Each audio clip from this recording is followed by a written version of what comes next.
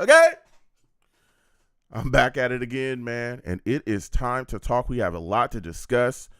Jets have made a trade, sending Elijah Moore to the Browns. We got free agent signings. Going to be talking about Ezekiel Elliott. Rumors are swirling. Call in 515-602-9639. We're talking about that all tonight. You know what I'm saying? Salutes to everybody, all the savages watching me, no matter where you're watching me from. Salutes. I'm going to lock in the audio. Give me 1 second, folks. I'll be right back. Hold on.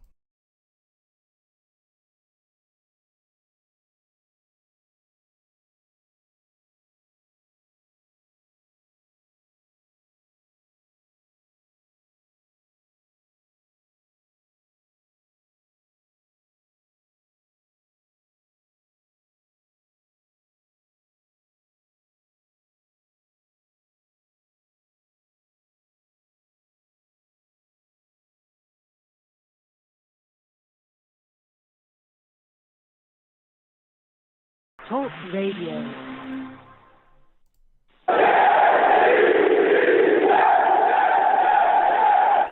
What's going on, folks? It's your boy Long Beach Joe, and I am back at it. Again.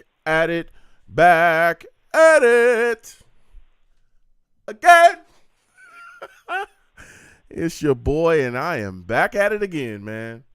Listen, there is so much that we must discuss today. A lot of things going on with the New York Jets, free agency signings. We've also made a trade. A lot of things swirling as well. Salutes to all the savages in the chat. Mr. Magic, Captain K, I see you. Everybody else as well. Salutes to the callers. We'll get to everybody. We got a lot to talk about, man. Jets have made a trade, sending Elijah Moore to the Browns. Got free agency signings. We've made some moves here. You know, there's also some guys that are still out there that we could end up using on this football team. That's all I'm saying. We'll see what happens. But you know, we got a lot going on. Even Aaron Rodgers going on the Pat McAfee show, you know, a little bit of time ago, talking about he intends to be a Jet. The trade is still not done yet, though. So we're going to be discussing that. Again, 515-602-9639. Call in. We're taking all callers. So let's go ahead and get into the show, folks. Listen, I am the man of the people. I'm here for the people. Let me shamelessly promote my Facebook page. Everyone go on Facebook, search The Long Beach Joe Show. Like that page. My content's up there. Go ahead and give it a listen. Message me. I'll message you right back. I love going back and forth with folks about this football team. Also, leave me some feedback. I love hearing about what you folks think I do here on The Long Beach Joe Show. Now, listen, your boy is also on iTunes as well.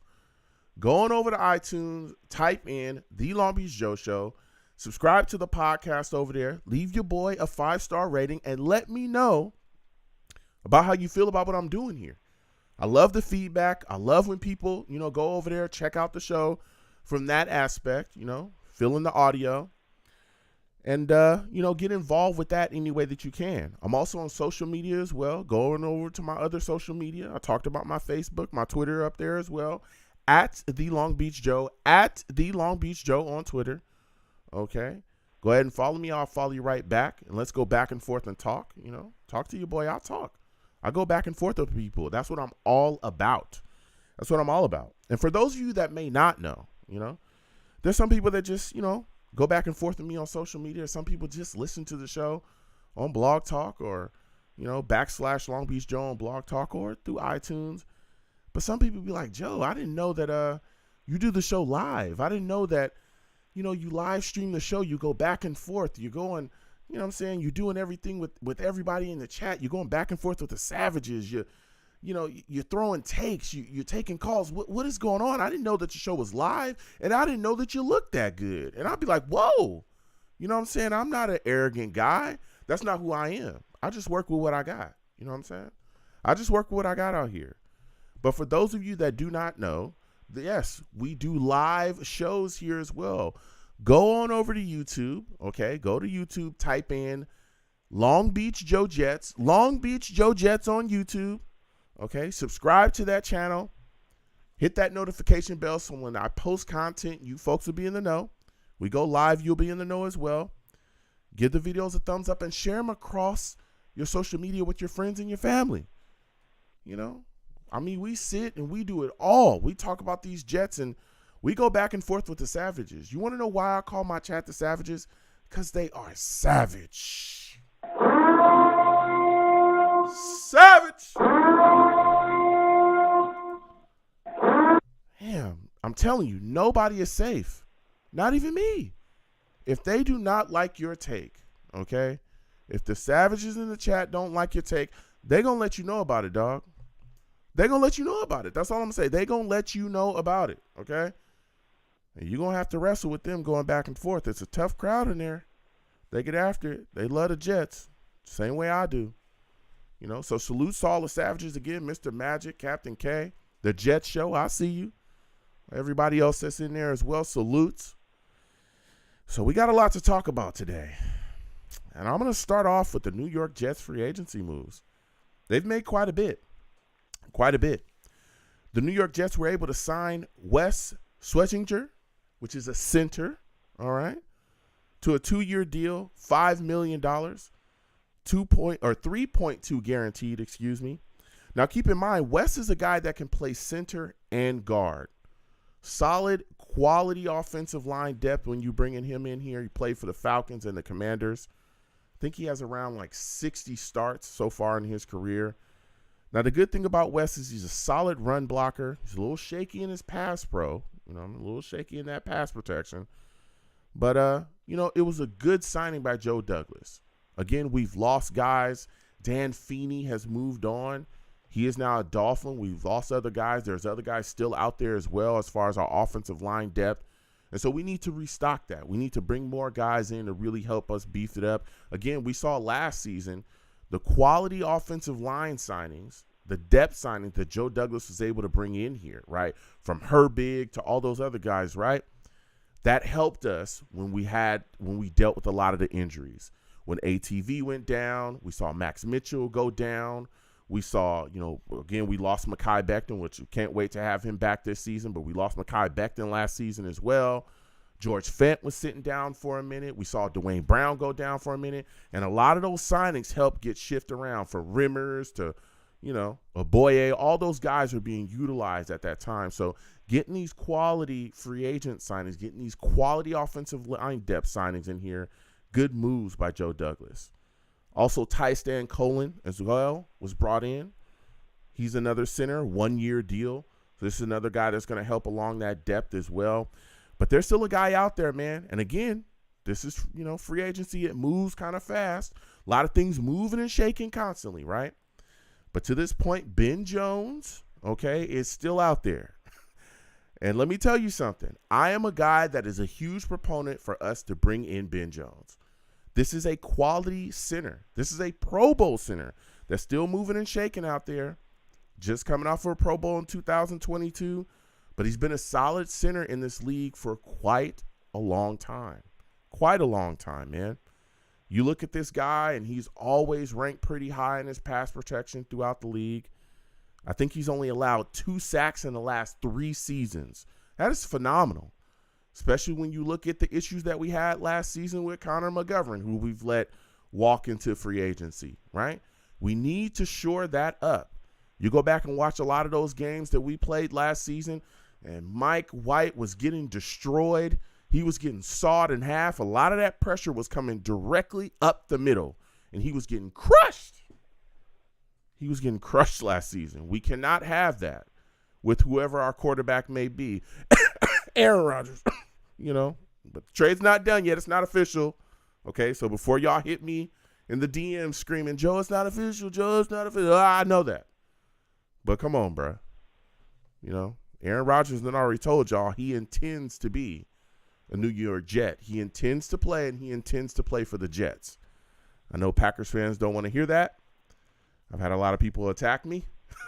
They want to go back and forth. I stray away from that because the man said it out his mouth.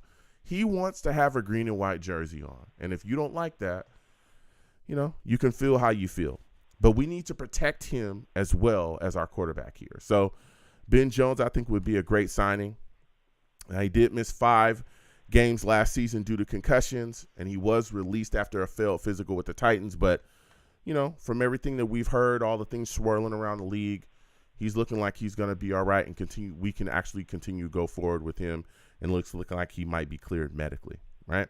And also, he has a connection to our current offensive line coach, Keith Carter.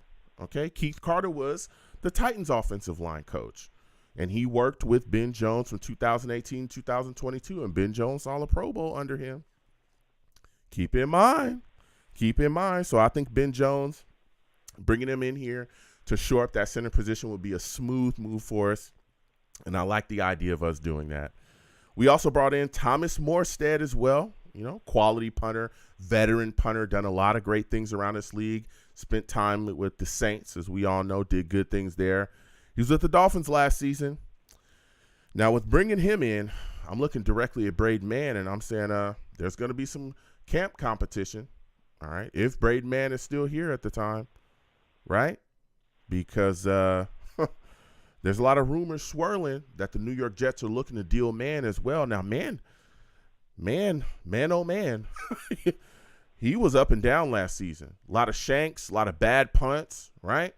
We saw that punt that got returned for a touchdown at the Patriots. Just a lot of bad stuff that we saw out of Mann. He was very inconsistent this past season. So we'll see what happens going forward, but bringing in Morstead is a really good move for the New York Jets, really bulking up the special teams and shoring up as many positions as we possibly can. Joe Douglas is moving and shaking. He also re-signed Solomon Thomas as well to a 1-year deal, all right? And this was big as well because the New York Jets defensive line needs some work, okay? We lost Rankins. He went to the Texans. I was hoping to bring Sheldon Rankins back. I was hoping that they would be able to re-sign him. They could not do it, all right? So he ends up with the Texans. Then I was thinking, okay, well, maybe we can keep Shepard. We can keep moving and shaking and, we'll be all right. Well, Shepard, he ends up going to the Saints. Then the New York Jets were in on Fletcher Cox. It looked like we were going to get Fletcher. And then Fletcher decided to stick with the Eagles. So the New York Jets still need some work, on a defensive line spot. I'm not panicking. I know that there's a lot of Jets fans that are ready to panic about that. I'm not ready to panic on that, okay? There's still a lot of time we have left, still some guys out there in free agency we can grab. And also we got a draft coming up too. We know that Joe Douglas can draft. He can draft his butt off. That's one of the reasons why he's one of the better general managers in the league, right? A lot of things have changed due to his drafting. New York Jets had the offensive rookie of the year, the defensive rookie of the year. He is no slouch when it comes to that draft board, okay? But this is definitely a position group that he needs to attack, the defensive line group. We got Quinnen Williams, but we still need to move and shake here. And again, he's brought back Solomon Thomas, a veteran, a guy that knows Sulla's system inside and out, worked with Sulla with the Niners. He's a quality guy, but we need to continue to bulk up that D tackle depth. We need to continue to bulk up that D line depth as well. Get some fat boys up the middle, so to throw some people around so they're not running all over us like crazy. So the New York Jets have made moves there. We've signed some quality free agents, but let me tell you something. The Jets have been trading as well. This was a shocker when it came across the ticker, okay? A little bit of a shocker. Elijah Moore has been traded to the Cleveland Browns. He has been traded to the Cleveland Browns.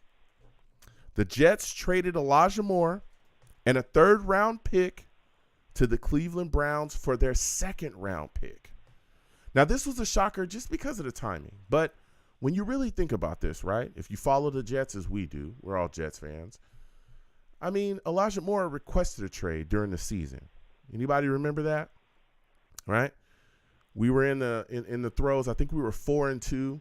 This was after the Packers game.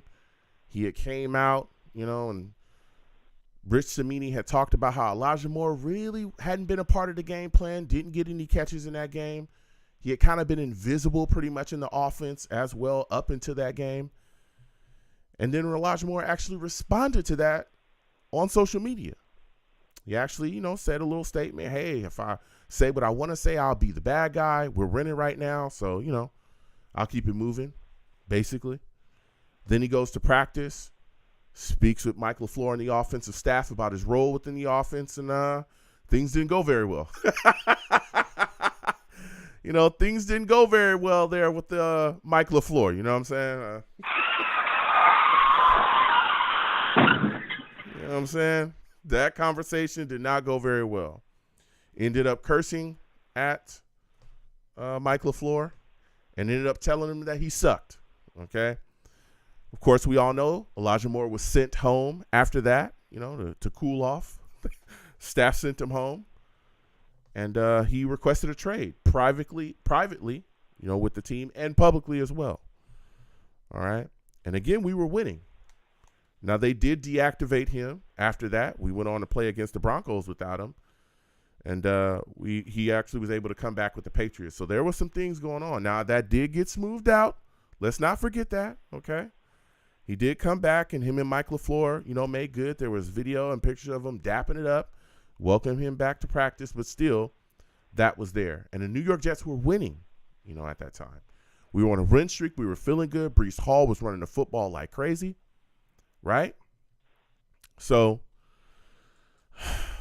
that was a really kind of selfish showing there by Elijah Moore, because to that point, there were guys that were sacrificing. C.J. Uzomah was a great example, a guy that came in here. He had a great year with Cincinnati before he came here. During that time, he wasn't getting the ball. He wasn't getting a lot of yardage. He wasn't catching a lot of footballs at that time because he was run blocking. He was opening things up for Breece Hall, who was really dominating at that point and really had our offense going. We were cooking with Breece. A lot of guys were sacrificing their numbers for the greater good of the football team. And Elijah Moore, had to step out when it was pointed out that he wasn't getting catches.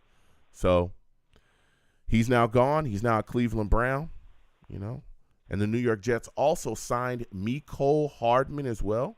They were able to bring him into the situation. So Mecole Hardman is here. And the second that he was signed, that kind of made me scratch my head a little bit. I started thinking to myself, like, whoa, he can come in here and do, some of the things that Elijah Moore can do. And then, boom, the trade for Elijah Moore happened. Now, with Elijah Moore gone, starts to open up some things. We got Allen Lazard. You got Garrett Wilson. You got Mecole Hardman, right? Got Denzel Mims here as well. Corey Davis is still on this roster. I don't know if anybody else forgot that, but I didn't, right? Now, there's a lot of talk. Maybe Corey Davis ends up staying on this roster. We'll see. There are also a lot of rumors swirling around as well that he might be part of the trade package to acquire Aaron Rodgers. We'll see what happens going forward, but Corey Davis is not gone, right? Then there's also rumors swirling as well about OBJ possibly becoming a New York Jet, okay? Listen, everybody knows how I feel about OBJ. Here we go. Oh, yeah, here we go. I've been wanting OBJ in a Jets jersey since he wanted to leave the Giants. I've been trying to get this guy to MetLife personally. And it finally might happen. A lot of rumors swirling about OBJ and the New York Jets front office and staff having mutual interest on being here. And ever since Elijah Moore's gone, again, that opens the door. And we'll see. We shall see. And again, with Moore being gone, maybe the New York Jets explore drafting another wide receiver. We'll see what happens. But this trade was quite a trade. Quite a trade by the New York Jets. I don't necessarily know how I feel about it as far as the value, because I think it's kind of incomplete, right? Because maybe they turn that second round pick that they got from Cleveland into a really quality wide receiver. There's talk about DeAndre Hopkins, that the Cardinals are looking for him. Maybe that turns into Hopkins. We don't know, right? So I'm going to wait. I know there's a lot of Jets fans that weren't necessarily excited by the value that we got back, and a lot of people feel like Cleveland won the trade, but we'll see, okay? Because again, that pick could also be utilized to grab Aaron Rodgers, which, boy, oh boy, would be a catch for the New York Jets. Now, before I get to the callers, I'm going to get to everybody. Please be patient. I can go on forever, but I'm not going to. There's a lot of talk about Ezekiel Elliott to the Jets, all right? Former Dallas Cowboy running back. There's rumor coming out. There was a statement came out that he's narrowed down his teams that he'd like to play for down to the Eagles, Bengals, and Jets. All right. That's the rumor that came out. And he said he wanted to make his decision by the end of the week. It's very interesting because this Jets backfield here is a crowded backfield. So I don't know if he just said this to gain some traction and some interest, or if there's real interest from the New York Jets, right? Now, there's been a lot of things. I believe the Bengals came out, said they weren't interested. There's been things swirling around that other teams have said they weren't interested. We'll see. But I tell you what, there's players on the New York Jets that don't like it. And Breece Hall was one of them. He came out publicly on his social media and said, listen, we don't really need him. He basically said, hey, I think we good here at running back, my friend. And then he added Michael Carter, and he said, how about you? You know, basically saying, hey, Michael Carter, what do you think? Do you think we're good at running back? And Michael Carter agreed that, hey, we're good at running back. All right. So the backfield, the guys we have here, you know, not very interested in bringing in Ezekiel Elliott, but to be completely honest, neither am I. I think Ezekiel has lost a lot of his burst. Again, he's dealt with some injuries, PCL injury. He also had an MCL injury last season. There was times when I watched him in Dallas. He looked like he was fat, you know, looked like he was out of shape. I'm being completely honest here, right? And he struggled to really get down the field. He's not ripping and breaking big runs like he did when he was first coming into this league. Ezekiel Elliott is very slow now, all right? So I wouldn't necessarily want to go for him again. We have a crowded backfield here. Got a lot of guys, man. Bam Knight, Michael Carter, Ty Johnson, who we just re-signed as well to a 1-year deal. You got Breece Hall as well, and then you add Ezekiel Elliott. Man, that's a lot of backs to have here. I don't think we necessarily need him. So I'd pass on Ezekiel Elliott, and honestly, if running back is that much of a concern for people, I'd like to see us draft somebody. But I don't really even think that running back is that much of a concern, to be completely honest. So we're going to get to the lines, man. We got a lot to talk about. Aaron Rodgers went on Pat McAfee as well, dispelled a lot of stuff, said that he wants to play for the New York Jets. He intends to do that. Also destroyed the rumor that he was holding up the trade for the New York Jets as well. He said he's ready to go.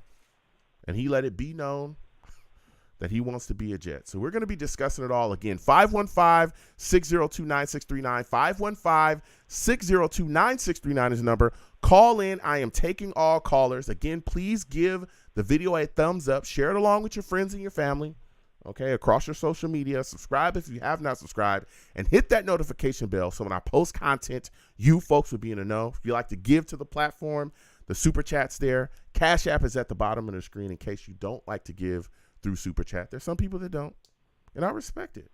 But just know that anything that you give to this platform is greatly appreciated, and salutes to everybody that does. So we're going to get to these lines again. 515-602-9639. 515-602-9639 is the number. Call in. When you call in again, please be patient. And for my new callers, I do not allow cursing on my platform. I will get you out of here fast. I'm talking fast. Fashion, we got Elijah Moore out of here. That was fast. Come on, man. You request a trade. Was it too soon? Was that too soon? Was it? I'm just saying. We did get him out of here fast. All right? It was fast. So we're going to get to these lines again. 515-602-9639. 515-602-9639 is the number.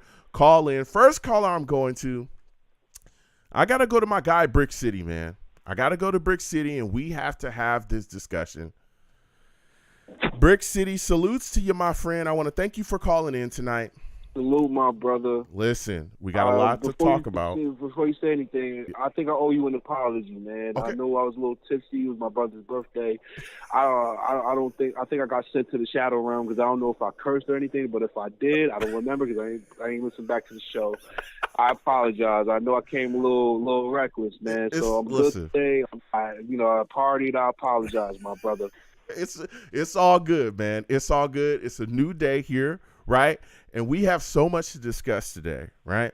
You look at the New York Jets. They made a trade, okay? They got Elijah Moore out of here, sent a third-round pick along with him to the Cleveland Browns, got a second-round pick back. What are your thoughts about this trade, and how do you feel about it? There's a lot of Jets fans that feel like this was a bad trade for Joe Douglas. How do you feel? I mean, I think I was one of the first ones on your platform that said we was going to trade Elijah Moore. But I felt like we kind of got duped a little bit on the compensation because I totally believe that Elijah Moore is a straight up second round pick. He's first round talent, in my opinion. Because I believe when we got him in the second round the year we drafted him, a lot of people were shocked that he dropped far as he did. Trading his third round pick, after taking a couple of days to look at it, I feel like we could flip Corey Davis.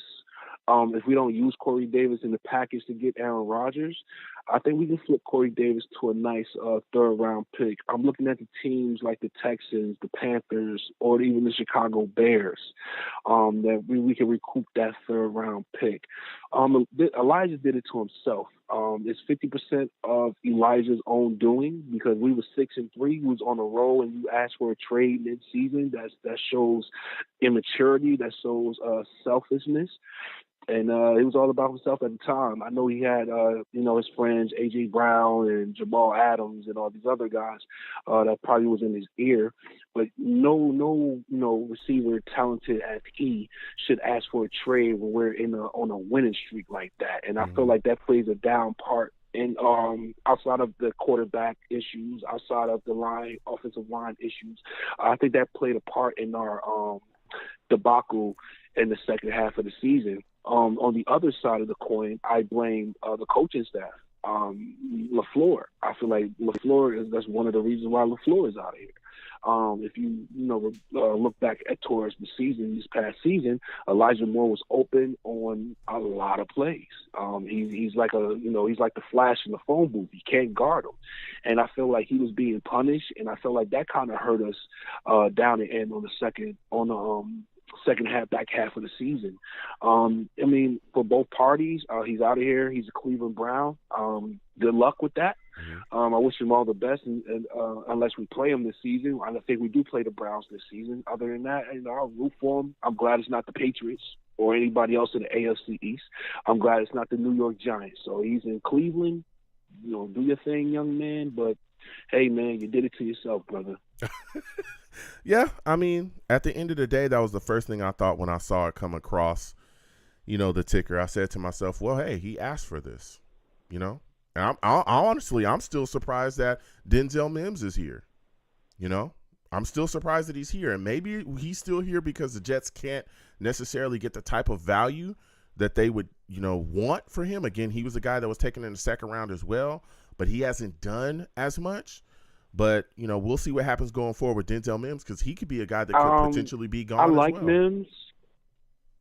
I like Mims, but I think the reason why I believe we're not going to trade Mims, but never know with Joe Douglas, right? But this is the reason why I like Mims with Hackett. He's a big body receiver. As of now, we got Alan Lazard, even though Corey Davis is on the roster, but he's a either cap cut, post June cut, or he's getting traded by the draft. So I'm not going to say anything no more about Corey Davis. But we have a big body receiver with speed with Alan Lazard. Alan Lazard can play the outside and he can play the inside as well.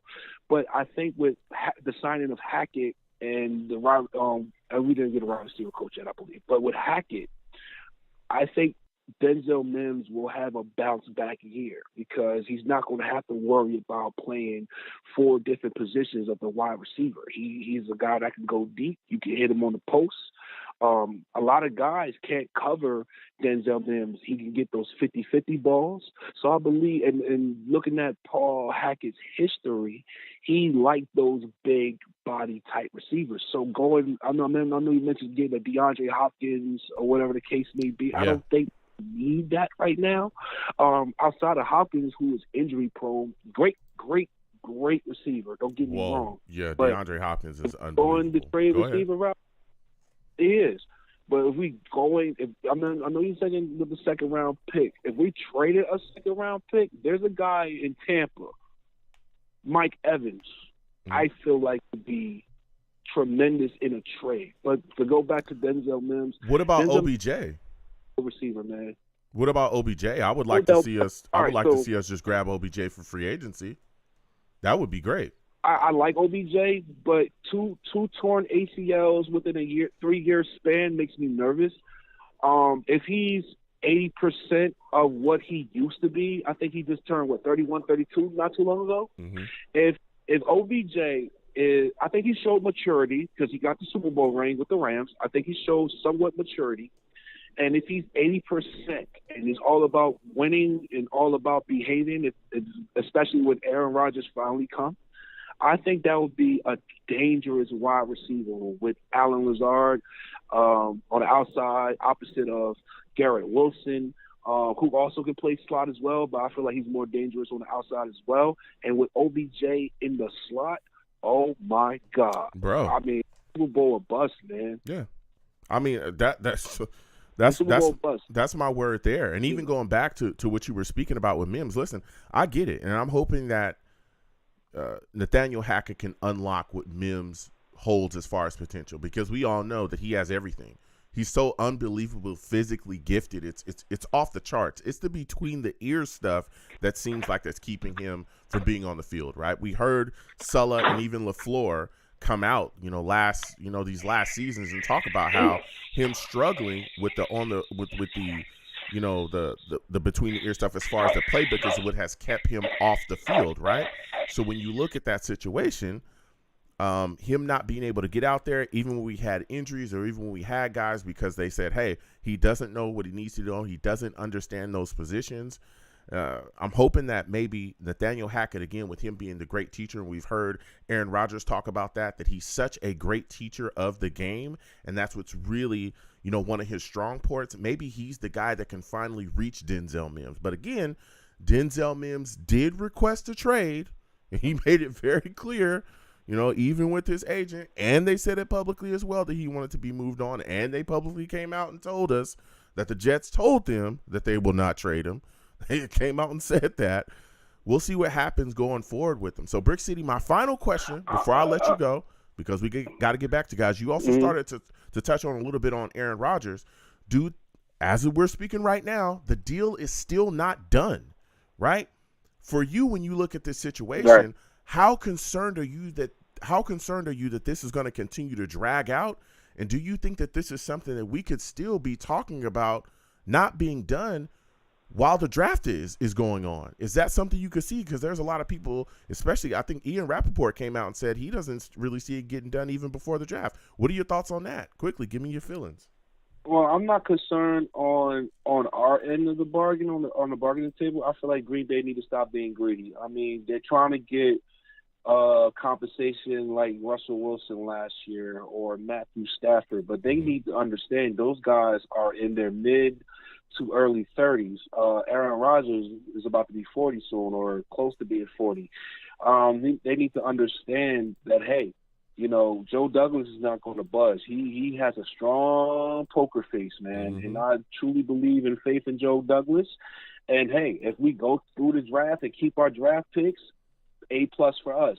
If it goes to even I don't want it to go through training camp because, he needs to have rapport with the receivers and the offense and everything like that.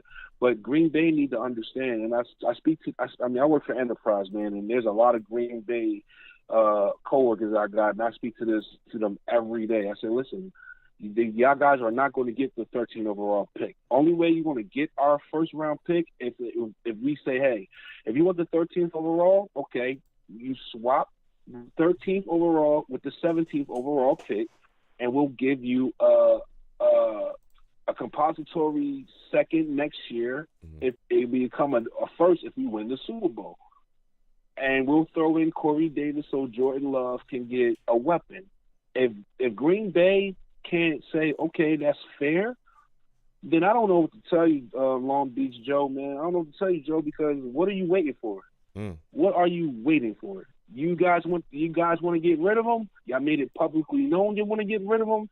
Aaron Rodgers, I almost crashed the company car last week on Pat McAfee coming from Buffalo, New York, man.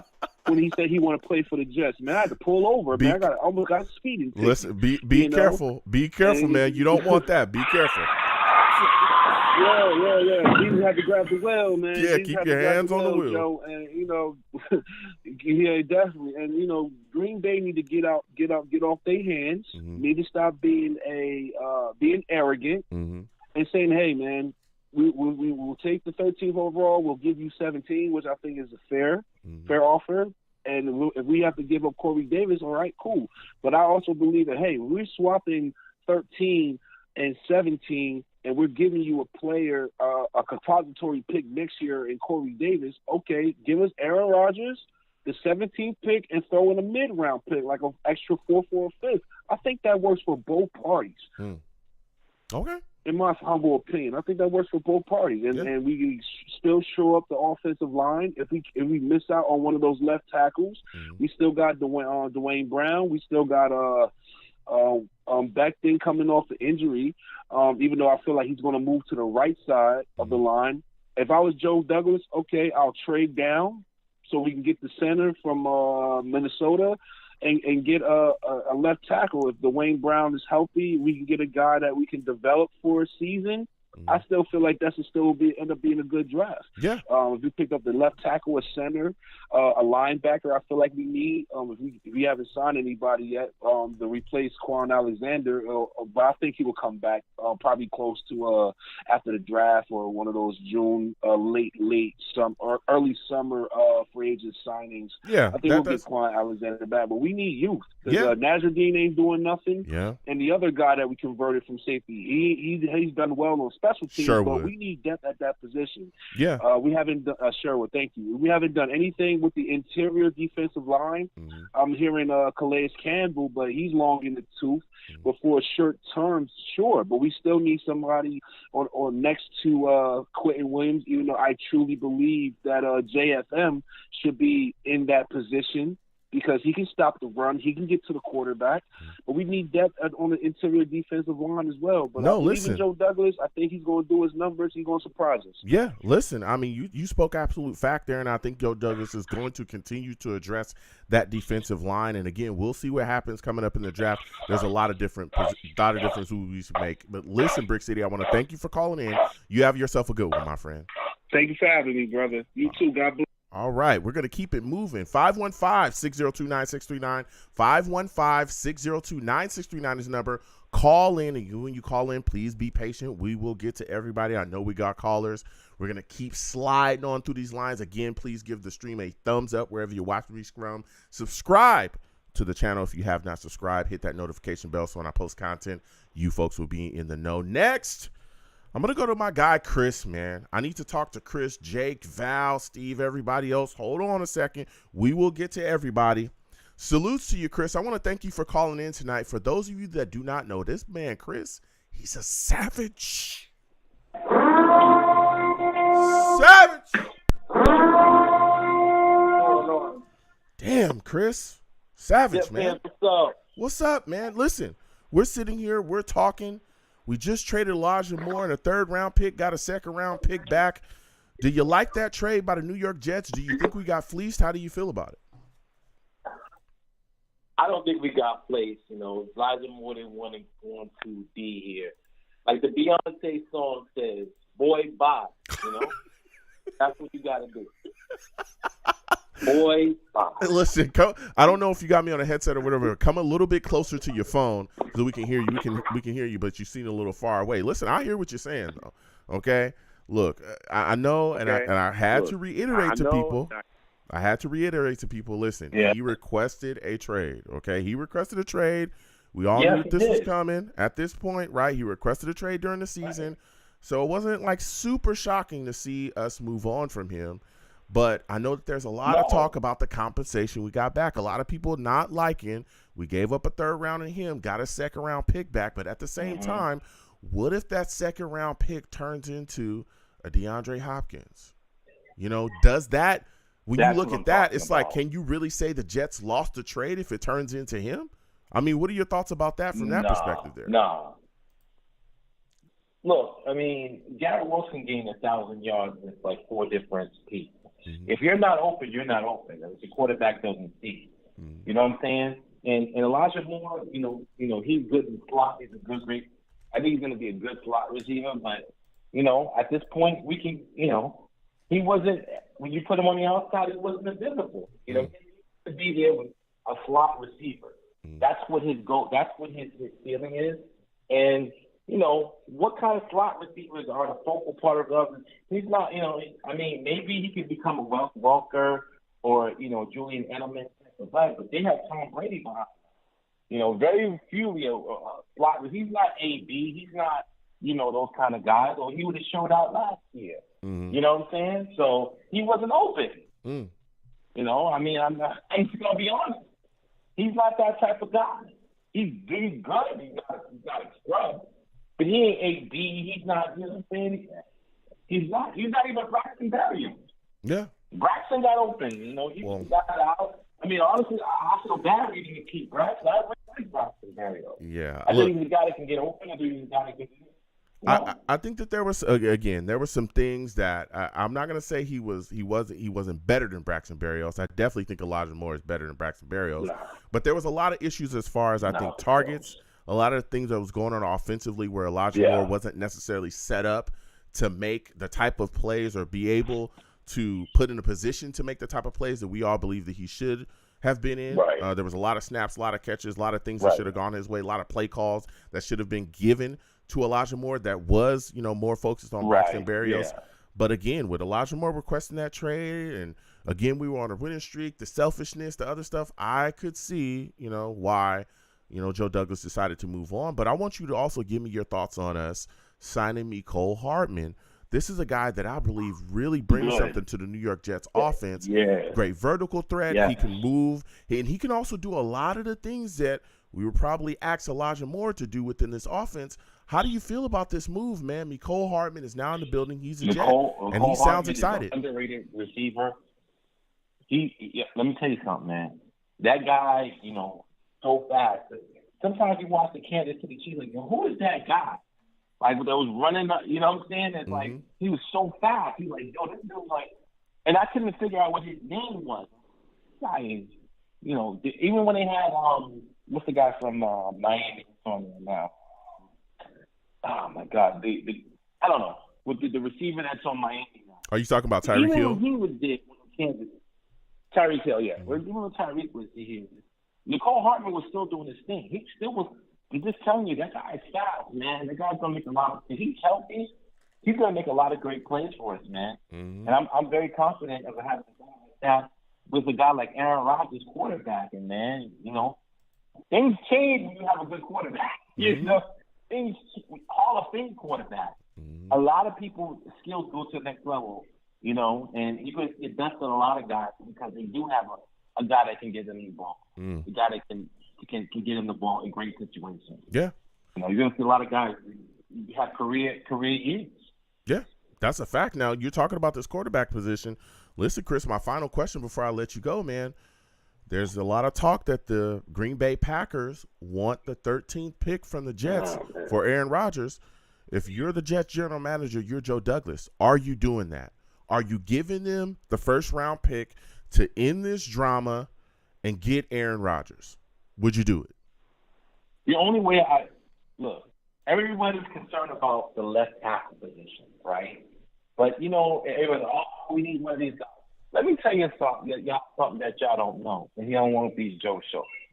A free agent that we recruited to our that we're recruiting, like a lot of people that I know, is Donovan Smith. Donovan Smith is a Long Island guy coming into New York. He's from Hempstead. He's a Super Bowl champion. We try to get him here. We try to get him to, work some stuff to come in. We trying to recruit him. Mm-hmm. So if we trade down and we get the 26th pick and whatever, let's just give him the 26th pick and let's move on. You know what I'm saying? Because the problem I don't think any Jets fan has a problem. But there's like these left tackles, the left tackle. And I'm here to say that we can trade down and we can trade out of that situation. We can get a veteran like Donovan Smith in our building, and he can actually do the same job as some of these rookies or some of these guys coming in here. Mm-hmm. So you would give them the 13th pick? I'm excited about. You would give them the 13th pick for Aaron Rodgers? I would trade down. I would trade down to get an extra second. Well, what if? Let's do this, Chris. Let's do this. Exactly. What if they don't want that? Okay, they don't want you to trade down with your first round pick. They want the 13th pick for Aaron Rodgers. Are you doing that? Yes or no? Give me your answer. Yes. You're I doing would it. trade him. Okay. I would do it. All right. I'm There we doing go.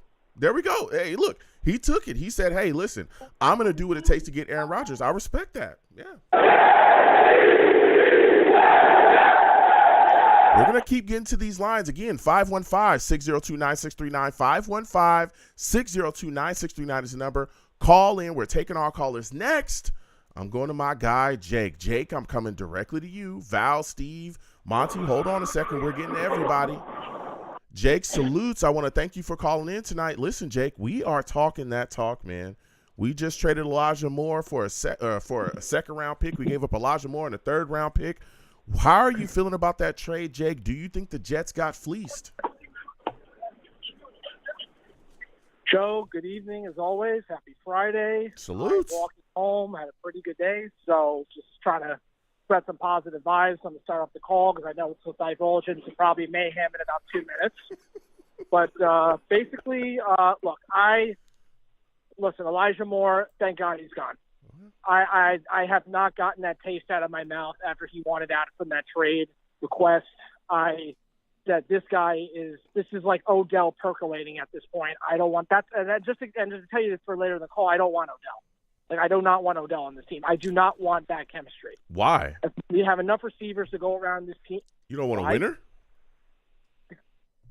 I don't want a guy that's going to want crazy amount of money. He doesn't. You have to understand that there's been – hold on, Joe. There's been reports that Kansas City had asked for Odell, and he said no. Okay. DeAndre Hopkins, there were reports saying that he was looking at Kansas City. He said no. They want money. Quietly, these guys really want their money. Do you know that? But hold on a second, Jake. Out of his own mouth, though, Jake, right? Out of his own mouth, Odell came out and said that he's not asking for what a lot of people are trying to report that he's asking for. A lot of people are saying he's asking for $20 million. He says, I'm not asking for that, but I don't want to take $4 million. So, yeah, listen, everybody in the league wants to get paid, and he's a Super Bowl winner, right? And he was one of the biggest reasons why the Rams were in that Super Bowl as well. Of course he wants to still get paid, but I don't think you have to necessarily break the bank for the guy, but you definitely have to compensate him fairly. And when you look at a lot of things, again, he had that workout, and there were Jets, guys there at the place that he was working out to watch him, and everybody came away from that workout saying that he looks really good. He still looks like, the same Odell. He still got explosion, can still move. He can do it all. This is a guy, and again, I'm a big Odell guy. This is a guy that has been where we're trying to go. If you need a guy that's going to teach these young wide receivers how to really put themselves in position to be winners here, Odell can teach you that from top to bottom. And he's been at every single phase, from a team that couldn't do a darn thing to a team that took it all. So Odell and his attitude, that boy wants to be a winner. That man wants to win. He's tasted a ring before, and I think he wants another one. Go ahead. Give me your thoughts, man. Look, we might end up signing him. I'm talking as if that I'm not saying we're not going to do it. I just feel like that right now we cannot afford this kind of negative chemistry after the whole purpose of why we traded Elijah Moore. Now, I get Elijah Moore hasn't done as much, but the reality is that we traded him purely for the trade issues. So do we want to go through another drama queen? I don't personally want to deal with that, but are we going to end up signing him? Yeah, it probably might happen. I mean, I'm not guaranteeing it right now. There's probably like a 70-80% chance we're signing it based on like some of his tweeting or whatever the heck's been going on reported. But, I don't want to start paying this guy like, a 2-3 year. Now, knowing JD, I'll be honest, if we're going to talk about what JD does, because he does a very good job, he'll give him maybe a 2-year deal and just put a lot of incentives later on and make it and front end the money in the beginning. That tends to be how those free agents work. And the CJ Mosley deal keep talking about every single call. Yeah. So, yeah. So, well, just going back to the trade itself, I'm not loving that we gave up a third rounder. I felt like JD could have done better. Like, we'll give you Elijah, like maybe like a 4th round pick or something. Yeah. Because as much as we're getting the 2 second rounders, one of them's going to rot. We're not giving up the 1st round pick. Everybody here has to really understand. Brian Gutekunst has no leverage in any of this. Murphy has given it away. Rodgers has given it away. They're not the Russell Wilson and Stafford trade. That was never on the table. The Jets would have literally said, "Take a hike. We're not even going to go to Malibu and we're not going to waste our time." They're keeping the 13th pick. Period. Okay. Sorry. Okay. No, listen, I hear you. Yeah, no, they're keeping the pick. It's going to be it's exactly what we discussed, Joe. It's going to be the second round. It's going to be one of those second rounders, and it's going to be a conditional third round pick next year. They got to take their picks now, because once the draft is done, you're talking about later years. If the Jets win with Aaron Rodgers, those picks are going to be useless. So this is their time now to get at least one valuable pick out of it, because otherwise they're going to get the 13th pick. They're not getting it. They're not getting it. It's just pure and simple. It's just the media speculation back and forth, all saying that what are they going to do to settle? JD doesn't settle. Let's make that clear. JD does not settle. That's what I like about him. Maybe did he semi-settle on this Elijah Moore deal? Yeah, I'll be honest. Like I said, I didn't love the third-round pick, but at the end of the day, if Elijah Moore just becomes a basket case in Cleveland, which he could be for all I know, because Odell was there already, then you know what? Then great. We got a second-round pick out of it, and Cleveland's desperate because Stefanski needs to keep his job. And Deshaun Watson, I mean, let's see how that goes. So yeah, that's my take on that. Yeah, no, listen, and that's a great take, especially what you talked about with Aaron Rodgers and the Green Bay Packers as far as their leverage within the trade. I think the longer they string it out, the worse it is for them because, like you said, they need these picks now. They need somebody that's going to come in and help them today, especially if they're moving forward with Love, and you're still dealing with the Aaron Rodgers contract situation as well. Now, if you want to keep playing these games and let's say we don't end up with them, are you going to eat Aaron Rodgers' contract? Is that what you're going to do? Because he could sit there and be like, okay, well, I'm just not going to do nothing and literally destroy your cap. And then you got to pay Love because you have to exercise that fifth-year option on him as well. And then you have to continue to try to build your football team with all of the issues that you have on your roster. Continue going forward. There's a lot of holes. We just signed Lazard, and Lazard was one of their better wide receivers, right? We just got him. So it's like they've got to wake up at some point and decide, listen, all the hubbub, all the things that's going on, we've got to put our pride to the side. Take this second-round pick, maybe package it with, a couple other mid-round picks and later drafts and move forward. Because the second that you let the New York Jets talk to Aaron Rodgers, first off, which was crazy, and then he went on Pat McAfee show publicly in front of however many hundreds of thousands of people that was watching that and literally said, I intend to play for the New York Jets and the Packers need to just stop dragging their feet and let this happen. It's like, come on, man, we got to move forward. But my final question for you, Jake, before I let you go, because you brought so many great takes, man, give me your thoughts about a lot of the hate that we're seeing that's come out about the New York Jets now since we've been going after Aaron Rodgers. Do you feel like the media is being fair to us, or do you feel like it's just the run-of-the-mill hate because people cannot stand that the New York Jets could be getting better with Aaron Rodgers on this roster? I'm just going to answer that question very quick, Joe. They just don't want the Jets to win. I want to go back to Joe Douglas in a second. Everybody that wants to keep talking about we'll get a better general manager next year and there's a better guy out there and there's a better guy out there. Who's saying that? Let's make this very clear.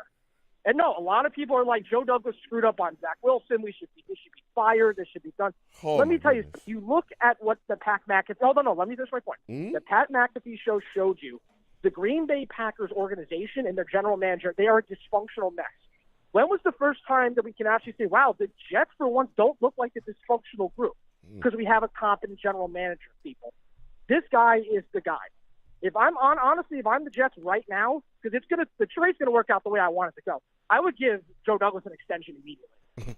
There is no reason to tell me at this point this guy has not justified how to handle the salary cap, how to handle trades, he's going to not back down for people trying to force him in the media with all this stuff, like give him the first round pick or whatever. He is showing you that he's got confidence and poise to get the job done. Okay, like you want to go find that like special general manager that was like with Tom Brady in New England and ninth in line. It's like, forget it. This guy knows what he's talking about. So I just want to make that clear. For once, like we don't look like the laughing stock and people frantically trying to say, let's just get another general manager to do a better job. People wake up. Come on. Just look at the full body picture of this right now. That's why. Yeah. Listen, Jake, I want to thank you for calling in. You have yourself a good one, my friend. Listen, I don't know who in the world. Listen, and I've gone back and forth with a lot of Jets fans. There is a lot of credence to what Jake is saying. I know that there's some Jets fans that I talked about, and they were like, hey, he messed up on Zach Wilson. We got to get him out of here. And I was like, whoa, listen, you're not going to hit on every pick, especially a quarterback. If you were just firing general managers because they jacked up on a quarterback, then half the league wouldn't have general managers. You look at quarterback play across the league, there's a lot of people that don't have a quarterback. But when you look at the other things that he's been able to do, the fact that he literally dug us out of the mess that Mike McCagnon created, and now we're really a team that is competing, we're ascending, we're right on the cusp, so much so that we have a Hall of Fame quarterback that wants to be a New York Jet, says something about what Joe Douglas has done. Also as well, the Jets have also brought in Shaq Wilson to be the defensive assistant coach, defensive assistant line coach. Excuse me. I wanted to bring that up because that was a good move too. You know, that guy's in South Carolina. The boys know how to play football down there. Listen, 515-602-9639. 515-602-9639 is the number. Call in. We're taking all callers. We're going to keep going to these lines. Salutes to all the savages in the chat. Okay? You guys are going on. You guys are going off, bro. Y'all going off. My guy Vibes says, we're getting OBJ. Vibes in the chat is going off. He says, Moore is not OBJ, bro. Yes, I'm telling you. Odell Beckham Jr. is something serious. I don't know why some Jets fans don't want him. I need that man in a green and white jersey playing at MetLife immediately. Immediately, okay? We're getting back to these lines. 515-602-9639. 515-602-9639 is the number. Call in. Next, we're going to my guy Val. Val, I'm coming directly to you. Ted, Steve, other callers, hold on. We'll get to you guys in a second. The lines is hot. Salutes to you, Val. I want to thank you for calling in. For those of you that don't know, that man Val, he's a savage. Savage. Val's a savage. Salutes to you, Val. Listen, we got a lot of people going off right now, man. We just traded Elijah Moore. How are you feeling about that trade? Do you feel like the Jets got worked over? Man, listen, if you have I understand I'm hearing a lot of people. I'm glad I sit back and actually listen to a lot of people. They are really going hard on Elijah Moore. But you got to understand who his quarterback was. Zach Wilson. He couldn't even throw a screen pass. That's a fact. I was just sitting here as everybody was talking. I'm looking at his stats throughout all the games. The most passes that he had was 3 receptions. So yes, everybody's saying like, oh yeah, Joe Douglas, he had to give up. He had to because his stats was terrible for 2022. We was all excited for him to even get 1 catch. You got to think about that as well too. Zach Wilson was very inaccurate on a lot of the passes, and he wasn't looking for him. He was looking for big body wide receivers. Well, listen, sometimes he could have got I feel like this is the thing. I feel like Matt LaFleur didn't utilize a lot of talent. We didn't even get the tight ends involved as much as we were supposed to as well too. That's a fact. We invested in the tight ends. We brought in the talent and everything, but we didn't utilize. That's the problem. That's why we got this offensive coordinator that are veterans, so they know exactly who to utilize and who not to utilize and stuff. So that's why I feel like we definitely did a good job by, doing the trade. And I can understand where his frustration came from, Elijah Moore, because he's not getting no reception. He knows the type of ball player that he was. And he came in and he was explosive. And, the times that he wasn't getting the ball as much, I could understand his frustration. But when you're on the flip side, when your team is winning, you're not supposed to come out there and start talking down and everything like that, because then that kills your chemistry and it kills, like everybody was happy because we're finally winning games. But, of course, you're not getting your reception, but you have to be happy for your team regardless of anything. But, that's the selfish. And he came out, he apologized about that as well. But, we all make mistakes. So, yeah. I'm not going to give them Elijah Moore. I feel like we could have way better ball play, and we could have had better plays to get him more involved. No, but yeah, that's what I have to say about Elijah Moore. No, yeah. Listen, that's a fact, and I understand that. But again, you come out and you request that trade, you blow up like that. This has been on the, it's been cooking. He's not the only one. Yeah. Not the only receiver. And the people talking about forgetting about Denzel Mims. I keep reminding people that boy Denzel Mims, if you thought Elijah Moore, that pot was simmering, Denzel Mims is simmering. But the only reason that I personally think that Denzel Mims is still here and isn't gone yet is maybe the compensation isn't there. Because if you had to give up that just to move Elijah Moore, I mean, what can you really get for Mims, right? Even when we were desecrated by injuries at the wide receiver position, Mims still didn't see the field. You look at his stats, they damn sure ain't good. This guy's deactivated most of the games during this season. So it's like, what can you do? But I'm hoping that, again, if we keep in Denzel Mims, which it looks like to this point that we are, that Nathaniel Hackett's going to be able to unlock him. But as we continue to talk about this wide receiver position, listen, Val, I done got a lot of guff, man. I got a lot of guff going back and forth. People do not want OBJ. There's a lot of y'all just heard the last call. People saying they don't want OBJ here. Am I tripping because I want to see OBJ in a green and white jersey? What are your thoughts about that, Val? Should the New York Jets go after OBJ? We've heard rumors that they're very interested in him. Do you want to see OBJ be a Jet, man? Okay, listen. Yes, this is controversial. All right. I understand both parties. Listen, here we go. The production is there. Personality. This is my problem with his personality. You look back at his history, he doesn't really have a good history of his personality, especially when the Giants went to the playoffs in that wild card against the Packers. The week before, he went to Miami, brought every wide receiver they took the picture and everything, went to, to Green Bay, and they took off the shirts, and then he did not show up at all. So, it's just like they don't want to kill the culture that we have with the young guys. They don't want him to get influenced by they don't want him to influence the young guys to start doing bad and stuff. But so Val, I can understand that. But when we talk about OBJ, right? When we talk, let's just be fair. We be objective here. I'm objective. Okay, I hear that point. Sure. But what about when he went to Cleveland? He played really well there, and we all know that Manziel, the quarterback that they had at the time, he's trash, right? They ended up moving on from him anyway. Okay. Right? Down the line, they ended up moving on from Baker Mayfield. They ended up moving on from Baker Mayfield down the line as well, and he was still making plays. Now, he goes to the Rams.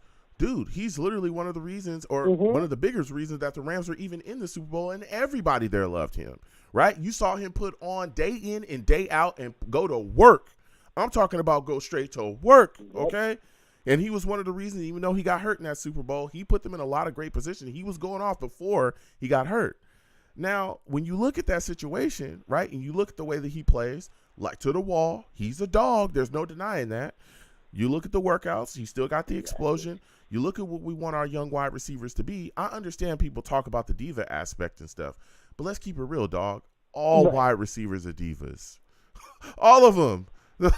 All the great guys are divas. Okay, Randy Moss, diva, right? Terrell Owens, diva. There's so many of them that are divas. Terrell Owens definitely is. Yeah, listen, all of these wide receivers, all of them, Keyshawn, even he was great here, right?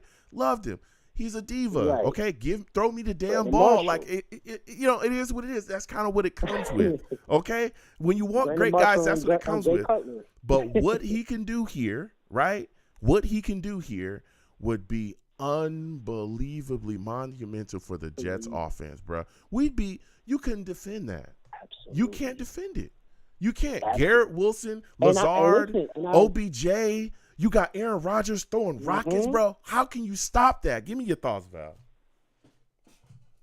And listen, and that's what I was about to say, but the production is there. You know what I'm saying? Mm-hmm. The more weapons, the more better. Mm-hmm. You know what I'm saying? So I understand everybody has the red flags and stuff. Yes, you like I said, I can understand that with the injury history and everything like that.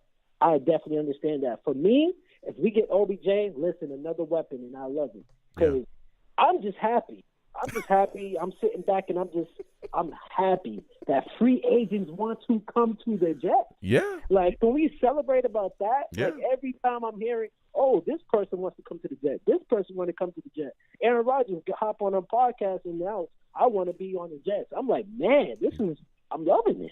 Yeah. I want to get used to this. Yeah. So, yeah, man, listen, if it happens, I'm happy, and I feel like the more weapons, the more better. And, man, if we have a legit quarterback, we're not even talking about above average, an elite quarterback to get this whole situation going, oh, yeah.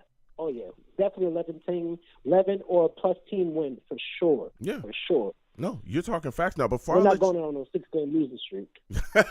And definitely not scoring 3 touchdown in the last 3 games. That was horrible. Don't bring us back there, Val. Don't bring us back. We got clear skies. The sun is out. Let's not go back into the dark past, all right? Let's not do that. Now, we're talking about free agents that want to be here, right? Apparently, according to reports, you got rumors swirling about Ezekiel Elliott wanting to be here, right? You got Jets running backs, Michael Carter, Breece Hall, coming out and saying that they don't want him. What are your thoughts about the idea of Zeke being a Jet? And if you were the Jets general manager, would he be a guy that you would be interested in bringing in? Final question for you. Give me your thoughts on this, man. Okay. Listen. I haven't really watched too much of Zeke. I haven't heard too much about Zeke. But listen, like I said, another All-Pro that wants to come here and actually play for the Jets and stuff like that. I'm happy about it. But I feel like if Michael Carter would have played better last year, we would even be having this conversation, of us trying to look for another running back and stuff.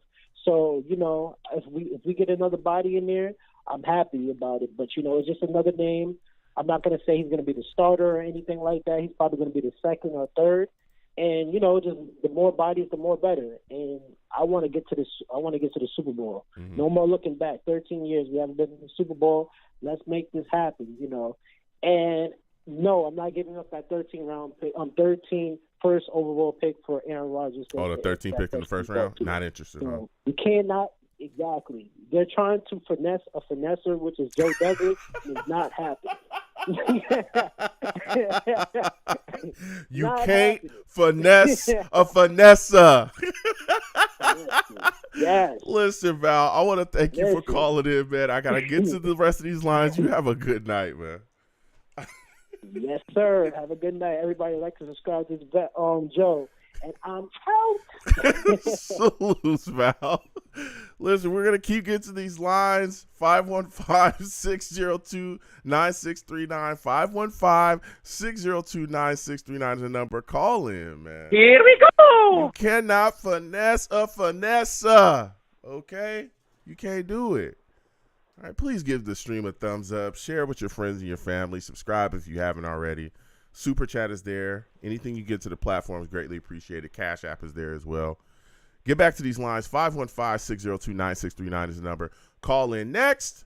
We're going to my guy from Atlanta. We're going to Atlanta. Steve, Ted, other callers. Hold on a second. We're coming to you, Atlanta. Salutes to you, my friend. I want to thank you for calling in tonight. Man, it's been a minute since we heard from you, man. A lot of things are moving and shaking, and there's a lot of things that have, have changed around here. Now we got Hall of Fame quarterbacks that want to be Jets. What are your thoughts about this whole saga and situation with Aaron Rodgers? And if you were the Jets general manager, Joe Douglas, would you give up the 13th pick in the first round for him? Yeah, hey, man, salute to you. And, yeah, thanks for having me back on. It's been a minute.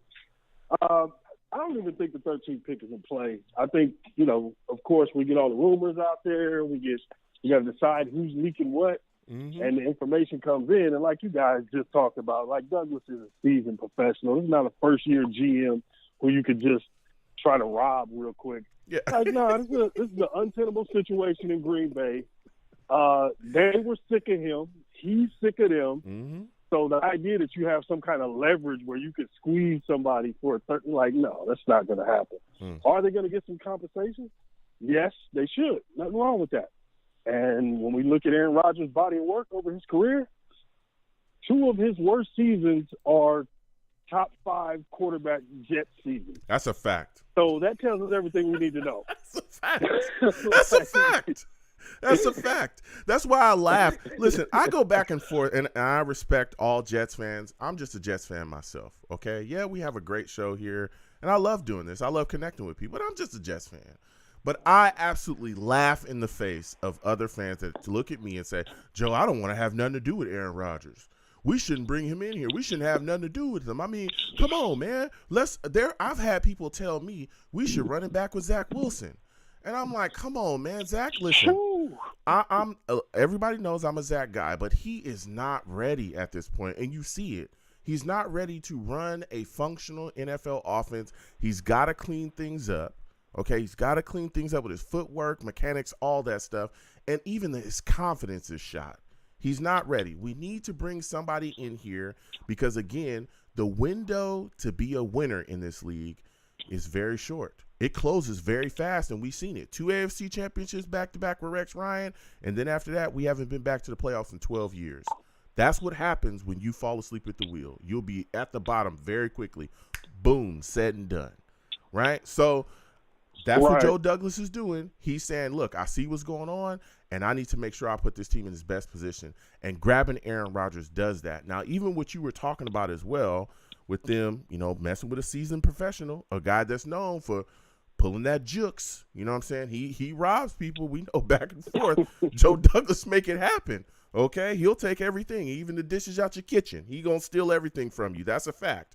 But as long as this is dragging out, is playing out, could you see this happening before the draft? Like, could you see this deal getting done? Because there's a lot of people saying that they don't think it's even going to get done before the draft. Ian Rappaport came out and said this might be something that gets done on draft day or after the draft. What are your thoughts about that and the timetable? Doesn't matter. A guy like Aaron walked into camp late. There's no problem. Okay. Even if it's like the latest of late stages, I think you still have no problem injecting him into the offense. Hey, look, let's go back to last season. We were playing the Pittsburgh Steelers. I came on. The call was everybody was real down and talking like, the Jets of old. I was like, no, they're going to beat the Steelers. This is a really good team. You just got to figure out quarterback. And we all saw that play out the rest of the season. We said, okay, this team is a quarterback away. Mm-hmm. So get your guy and go. And, yes, Aaron's going to be a diva. Yes, Aaron's going to be in the New York Post and all that stuff every week. That's a part of it, baby. Just be ready to deal with it. Well, so what? You got a good defense. You got a running game. And I want Breece Hall on the pitch count as far as carries until next year when he's a year removed away from the surgery. And man, we're ready to go, man. Running backs are everywhere. We can find one. Yeah. We just added another wideout. Like, what's the problem here? I'm seeing nothing but wings up over here. Yeah. Like, this looks good to me. No, I feel you. Bring in Diva. Let him have his FU season. You know what I mean? To Green Bay and everybody who doubts him. He's going to have a big chip on his shoulder.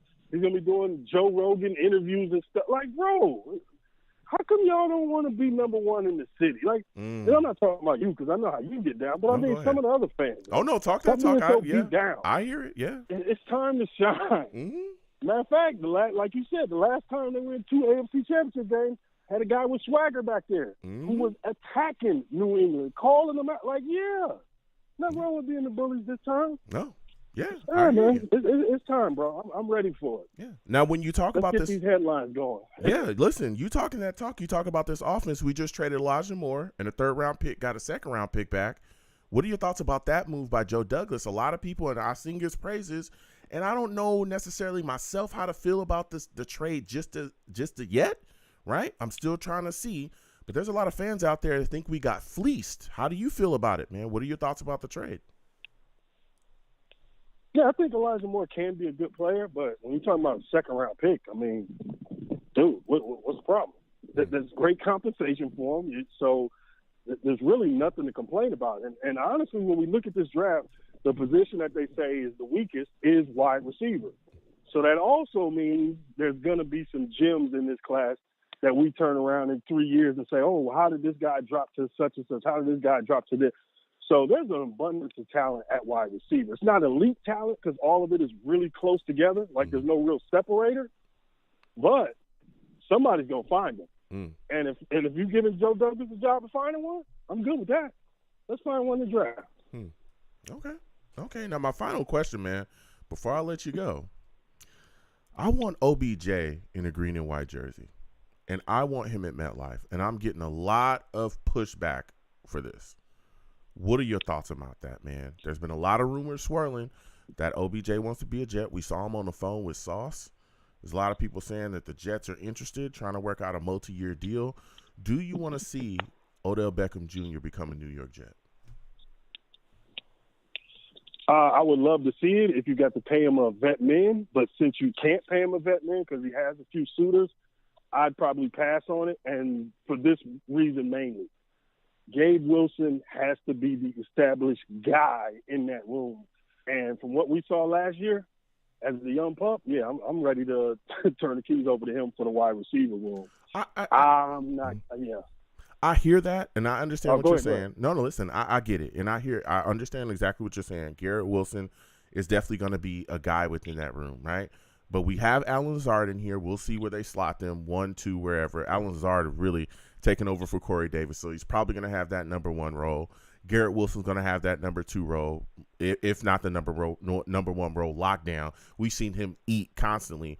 But I think OBJ being worked around, being moved around in the slot, and I heard you say a vet minimum. I don't think he's going to take that. But I definitely think if you can get him for that maybe $8, $9, $10 million a year, maybe give him a 2, maybe 3-year deal, I'm with it. I need him here, bro. What he can do for this Jets offense, not just from on the field production standpoint, but from a mentality standpoint, bro, everything that we need, everything that these wide receivers need to know about how to get to the next level, OBJ can teach you that.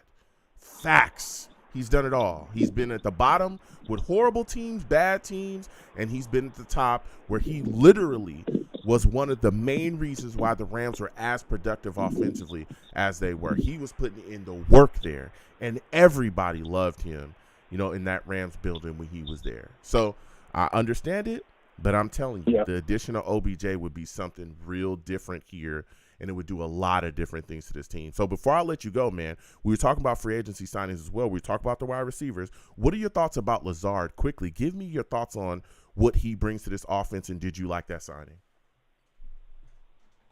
I love the signing of Lazard, especially, this is on the basis of A-Rod is coming too. Mm-hmm. So here's also the reason why I don't think OBJ is necessary as far as who we need to bring in. Mm-hmm.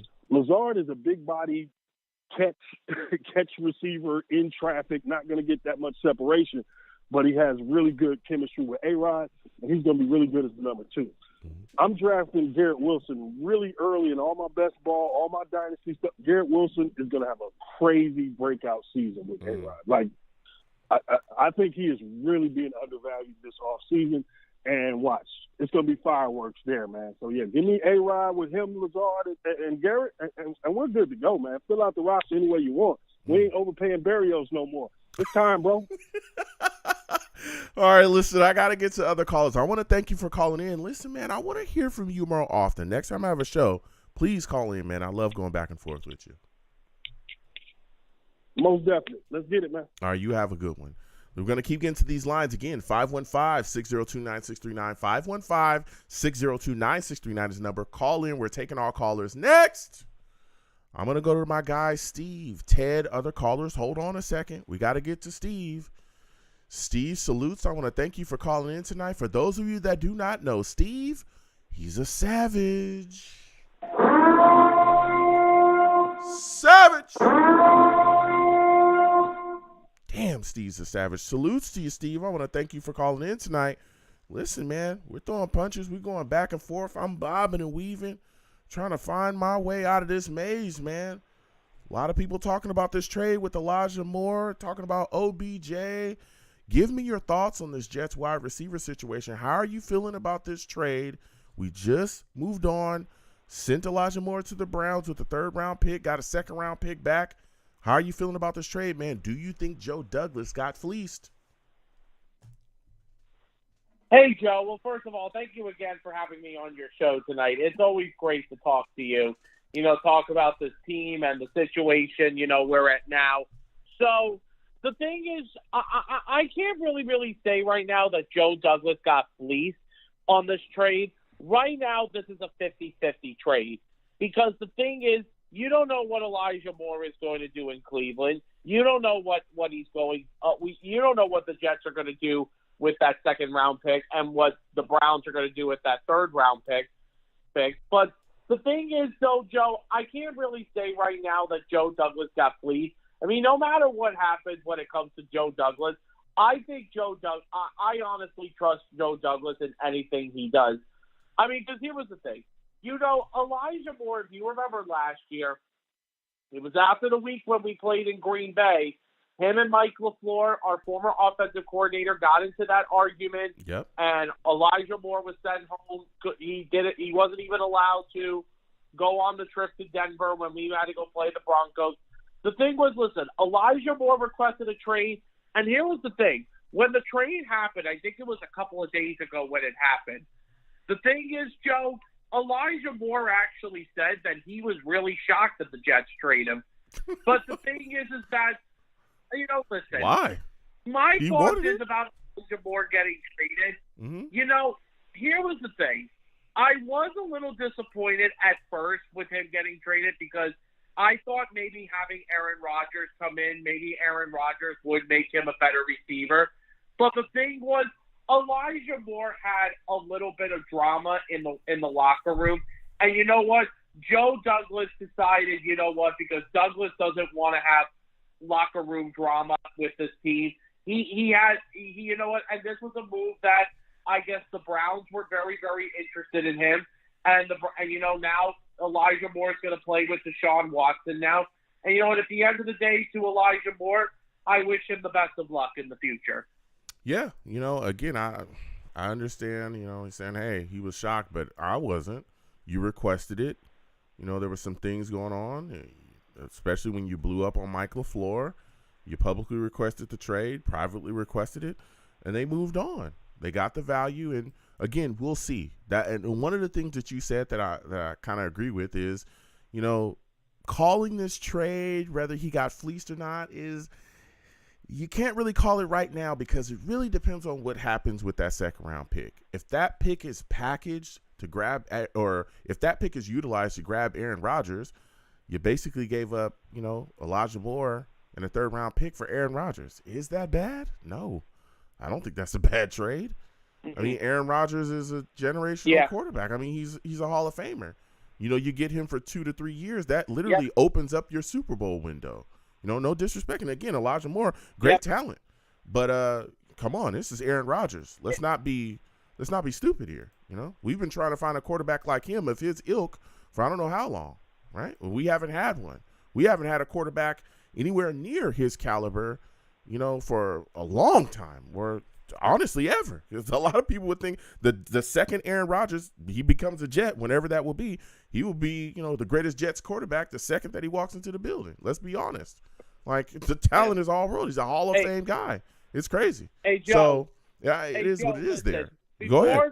Joe, before we continue talking about the next thing, we have a little bit of breaking news here.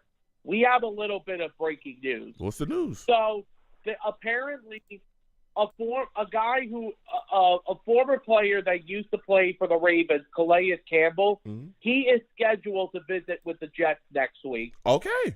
All right. That's breaking right here on the Long Beach Joe Show. Hold on a second.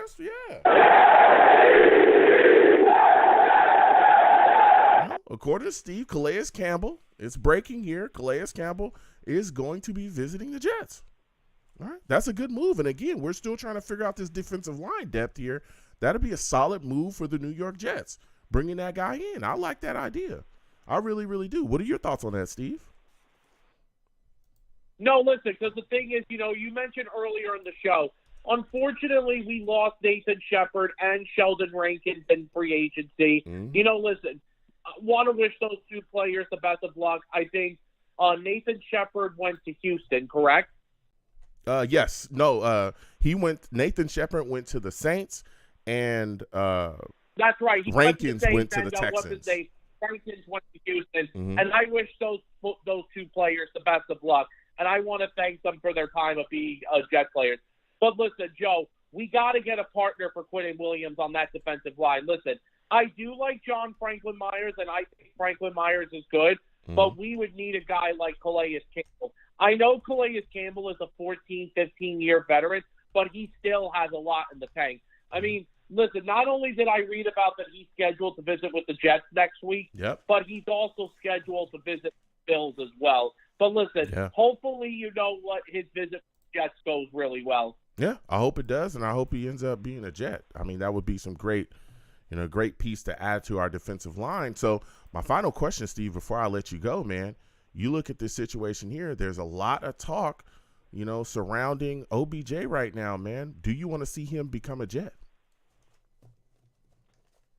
The thing is about Odell Beckham Jr. is that, does Odell Beckham Jr. want to handle the New York media again?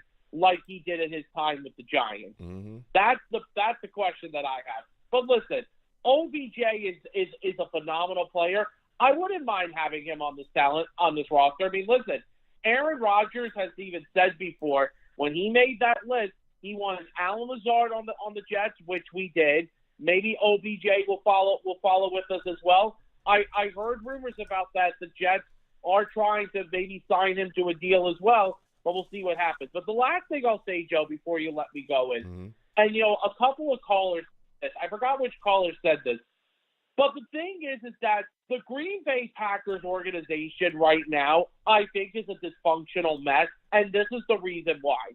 Aaron Rodgers said a couple of weeks ago on the Pat McAfee show, and I did see the show live, and I was pumped when he said, I have intentions to play for the Jets. Yeah. Aaron Rodgers spoke to the Packers organization.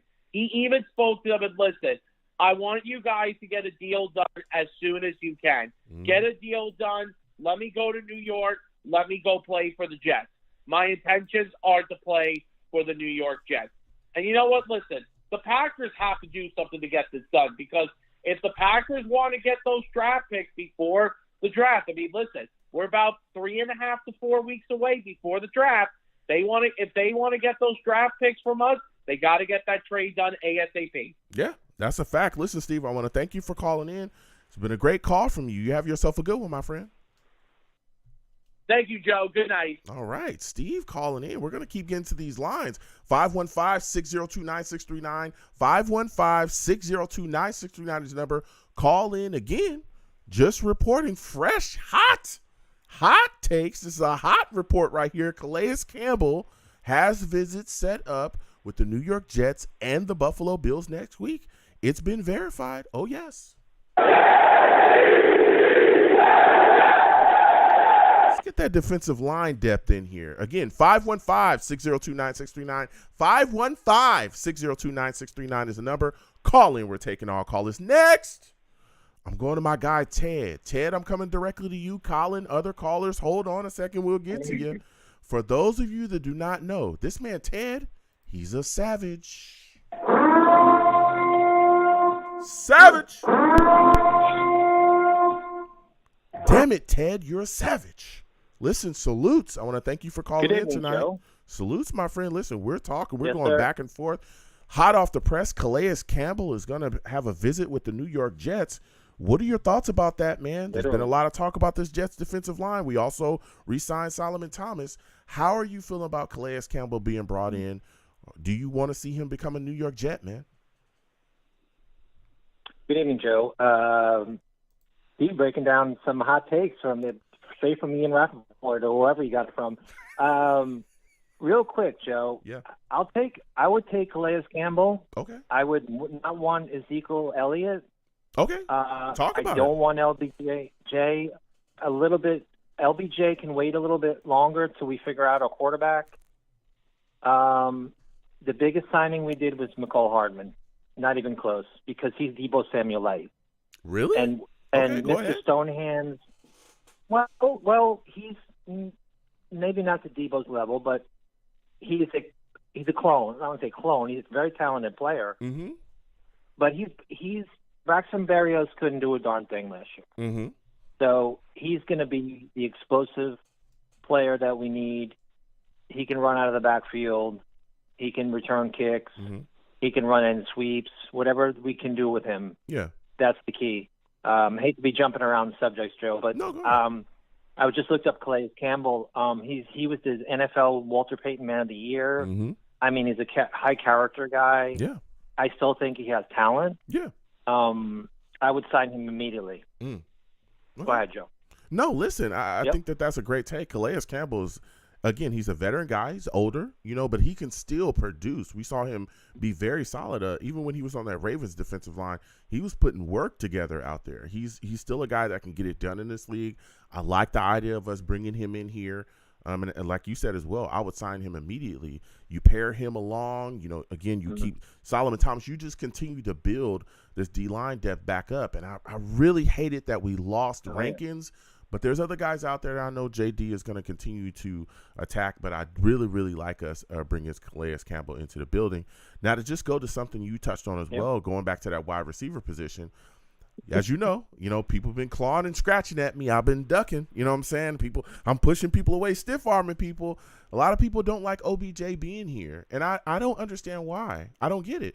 OBJ is a phenomenal offensive talent, dude. What he will bring to this Jets offense, and I know, look, the Aaron Rodgers stuff is going to sort itself out, okay? This trade is going to get figured out. But either way, we need to continue to bring weapons in here, continue to get guys in here that want to be here that can take us to the next level.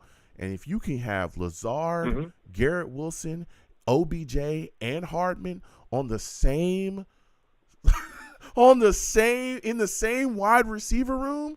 Oh, yeah. And Lord knows, I mean, Lord help everybody else if Denzel Mims finally comes along. Bro, it's over. It's over. We need weapons. We need an offense that's going to get to the next level. So that's why I want to see OBJ here, man. I want to see a guy that's going to be able to be put in that slot, be moved around, that can absolutely dominate snap to snap. It's almost uncoverable. How would you cover those weapons? I mean, give me your thoughts, Ted. Can't do it. Hey, Joe, another thing, too, is, our tight ends have been so underutilized. They've basically been glorified blockers most of the time. Can you imagine Go ahead. Just them being, underneath route. And Rodgers loves the tight ends. Yep. I mean, I forgot that some of the tight ends he had, but Mercedes Lewis. There's a couple other guys as well. That's it. Mercedes. Yep. Yeah. We would probably have the best talent in the league, close to on the offense. I could see if we could shore up a few places like defensive line, maybe some offensive line pieces in the free agency. Then the draft. That's another thing too. We could be trading up into the second round. Now we have 2 second-rounders. Yeah. Maybe we move up to grab an offensive lineman, or we can maneuver. Yeah. We can definitely maneuver. OBJ, yeah, he could take us over the top. Let's say that. He can take us over the top. A veteran, like you said, with the experience, has rings, knows how to win. And I think with a competent quarterback, there wouldn't be any issues. If he went in there with, Zach Wilson, we'd have major problems. But the fact that he was with Stafford, the fact that he was with Stafford and they won, that's the thing. If we can win, he would be a beast. Yeah. He would put us over the top. Yeah. He would put us over the top. Go ahead, Joe. No, you're talking facts. And even going to what you were speaking about as well, about that trade, I understand, people look at it. We gave up, Elijah Moore was a young, talented wide receiver. But again, he did request a trade earlier this season and kind of threw off the team's vibe. We were winning. Things were going well. And then he kind of came out and started the selfish nonsense. We also had to give up a 3rd rounder as well in the trade. We get back a 2nd rounder. I believe our picks are back-to-back, 42nd and 43rd now. That can be utilized in a lot of different ways, and I think a lot of people are discounting that. Again, we'll see.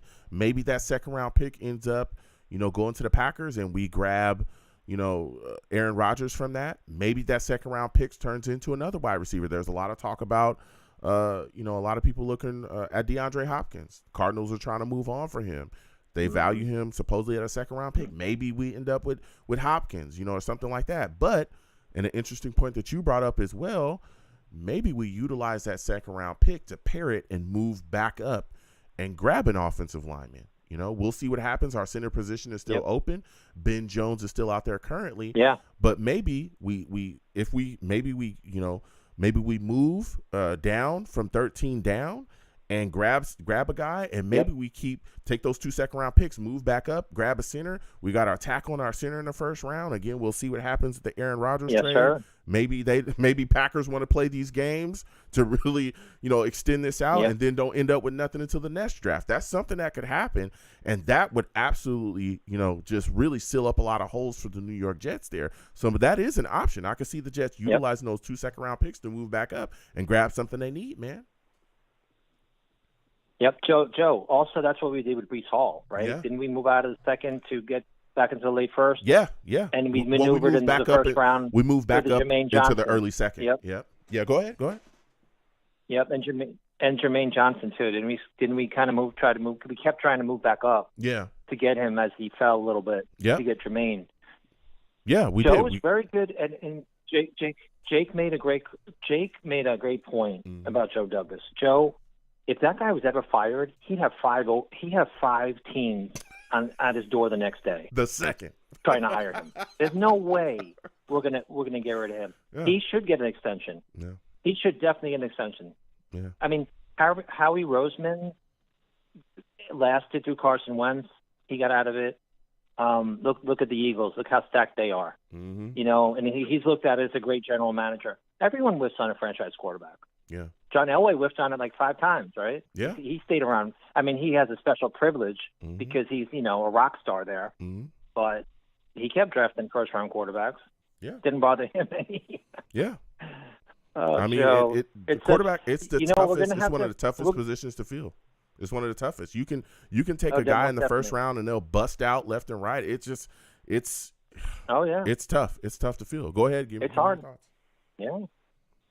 I was going to say, Joe, we may have to literally wait up to our pick in the draft to figure this whole thing out. I mean, if they want to be that stubborn, I don't see anybody else. Coming up, and they basically, I said it in the beginning, Joe. I said there's not a big market for Rodgers, so they want to play this little game of wait. Unless the Patriots want to sweep in, I don't know how they can do that, but they're going to just get burned. Yeah, they're going to be on the hook for that kind of money, and they probably need to do it sooner than later, because to me, the closer it gets to the draft, the less leverage they have. Yeah, they have less leverage. That is a great point, Ted, because I have been saying this constantly. The closer it gets to the draft, and if they play with this and ends up where it's after the draft, they're even more screwed, because now you know for a fact you're moving on with Jordan Love. You've got to sign him to that 5th-year extension. You didn't get any compensation to help you immediately this year moving forward with him. You have gigantic holes on your football team that you need to fill. Allen Lazard is now a New York Jet. Yep. You're still trying to figure out and get weapons for this young kid to move forward. And you have this issue with Aaron Rodgers here, which looks bad, not just from you can't complete a trade, you can't figure things out. But again, he's a Hall of Famer. He's a veteran. He's a guy that put it on the line for you. You can't get things done with him. It looks bad from a PR standpoint. And you look at the situation where you're going to keep playing. Now you're going to eat your cap probably. You're going to eat your cap up messing around with this guy, because if you don't make this trade, how are you going to go forward with him, Love, and everything else on your cap? How is that possible? This guy's making unbelievable amount of money. Hey, Joe. Go ahead, man. Joe, you were perfectly good point. Perfect.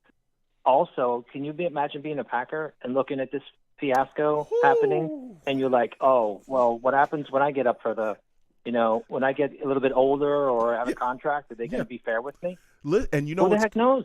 And what's crazy, Ted? Aaron Rodgers stood up on a podium and talked about this a couple years ago. He talked about how he did not like how the Packers dealt with the veteran players that had moved on from the franchise, whether it be traded or cut or retired. He did not like how the Packers treated. He talked about that. And then subsequently, he is now the guy that's in that situation. And he's spoken about that recently too. I mean, isn't that crazy? And he's a Hall of Famer. He was like, he predicted his own future, having to deal with the Packers. They talk about being family. They talk about all this other stuff. And then they just treat you like crap as they push you out the door. It's ridiculous, but I'm telling you, Joe's going to come out smelling like roses. He must complete this trade, though. He's got to get it done. But I tell you, the Packers, they're looking crazy. Now, my final question, Ted, before I let you go, we've talked about that quarterback position. We'll see what happens with Aaron Rodgers. We're still in waiting, okay? Things are moving and shaking constantly. We know Calais Campbell just got announced that he's going to be visiting us soon. There's been a lot of talk about Ezekiel Elliott coming here, but there was immediate pushback from guys on the roster, Breece Hall, Michael Carter. What were your thoughts about their visceral responses to the thought of Ezekiel Elliott possibly being a New York Jet, man? How'd you feel about that? Joe. We had the worst offensive line situation in the league last year. We had revolving door of linemen. So and a horrendous quarterback. So there was no. Okay, the beginning of the year, we were healthy. Brees was great. Okay, he was going to be the rookie of the year. Then Veritaka got hurt and Brees. Then we had the rotation of, 8 guys trying to fit into this line. If we have a competent line and we have more weapons, and a competent quarterback, I could run through the holes they're going to create. Because you spread them out, and I'm 57. You spread them out. You spread that team out. You put all those receivers outside and the 2 tight ends or whatever you want to do, and you have Mecole Hardman in the backfield or whatever you want to run. There's going to be easy running lanes everywhere. Yeah. So I don't want Elliott. He's got a lot of tread on the tire. I mean, he's not a lot of tread on the tires. He's rumored to go to the Eagles. I could see him going to the Eagles and trying to stiff the Cowboys and say, big middle finger. Yeah. And say, haha, good luck. I'll see you twice a year. He might be using us as leverage. Yeah. I can't take that seriously, Joe. We can definitely get another backup later and go with that. I don't think I would want Elliott. Yeah, I don't want him either, to be completely honest. I'll come out and say, you talked about tread on the tire. He does. He's been ran into the ground. I mean, this guy was utilized heavily within their running game. He does not look like the same running back that he did. I mean, clearly, that's usually what happens with running backs, but especially with him, his usage early in his career was it was crazy. It was all Zeke. Everything, just hand the ball off to Zeke, let him go. Well, you're seeing the impact of that now. Yep. He runs. He's so slow. He can't go anywhere. He has no burst. He's dealing with injuries. All first rounders. Yeah, they had all first rounders. Yeah, on their offensive line. They were just dominating at that time. Yeah, they were just. Exactly. Yeah, I don't want to see that. But listen, Ted, I got to move on. I want to thank you for calling in. Next time I have a show, I want to hear from you. All right, my friend? Great takes. All right, Joe. Have a good evening, Joe. You take care. You have a good one. We're going to keep getting to these lines, man. We're talking that talk, man. We're talking that talk tonight. Breaking news again. For those of you that are just joining or didn't hear, Calais Campbell will be visiting the New York Jets and the Buffalo Bills, coming soon. So, we might have, somebody in the building that's going to help solve the issues along this defensive line. 515-602-9639. 515-602-9639 is the number. Call in. We're taking all callers. Next, I'm going to Colin, baby. I'm going to Colin, and I want to hear from him. For those of you that do not know Colin, he's a savage. Savage. He's a savage, but he's also a hater as well, for those of you that do not know. Colin, he's a hater, man. He's a hater. Yeah, he'll hate on you. I'm keeping it real. He'll tell you himself he's a big-time hater. Go ahead and let him know, Colin. I'm about to hate on you, Joe. What are you hating on me for? Listen, I already am going back and forth with folks, Colin. All right, people do not want to have nothing to do with OBJ. What are your thoughts, man? Is that what you about to hate on me for? Do you not want OBJ here too? Give me your thoughts, man. No. So, first things first. So, it has to be exciting for Jets fans in general to see all these guys wanted to come play for the Jets. Mm-hmm. And the reason for that is because they know if we have Aaron Rodgers on the team, we probably can go at a distance. Yep. And these guys all know it. And this is why you're seeing everyone is trying to come play with the Jets. And that's exciting. So and for me, we're only going to get Aaron Rodgers a year or two the most. So we have to do everything possible to surround him with talent. Even if it's old talent, you got to surround him with talent, experience, because at the end of the day, experience is going to trump everything. I understand, the Garrett Wolves and the Brees Halls and these guys, they're like, yeah, we don't need you, all that. But, you got to look at the long run. You're bringing in a guy like OBJ, he's going to do wonders for Garrett Wilson as well. So I'm on board with bringing in any star veteran player. Where I'm going to hate on you, Joe, is I don't understand why everyone is hating on Zeke. Like, oh wow, I mean, okay, go ahead. You know, ooh, Colin, like supreme hater. My go thing ahead. is bring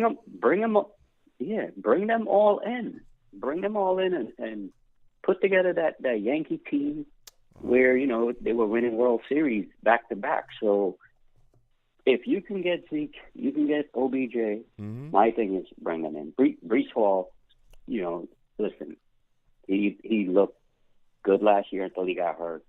We don't know what to expect this year. Mm-hmm. So if you're trying to get the Super Bowl this year, are we taking a chance that he's going to come back and be 100%? When he does come back, only time will tell when it comes to that. So why not have a guy like Zeke? Here's the who deal. Can carry some of the load. Okay. Right. Okay. Listen, here's the deal. My thing is because he has experience as well, and he's a good blocker as well. So why not? Why not take a gamble with a guy like that, especially if a guy like that wants to come and play here? How often does things like that happen for the Jets? Okay. So here's the deal. Take every advantage you can. Here's the deal. And I hear what you're saying, Colin. Okay, I get it. But adding Ezekiel Elliott to this backfield, I don't think is going to greatly improve us from the standpoint that you think. We already have backs that have proven that they can get it done here. Michael Carter, did he have the greatest year last year? No. But our running game as a whole wasn't very great, right?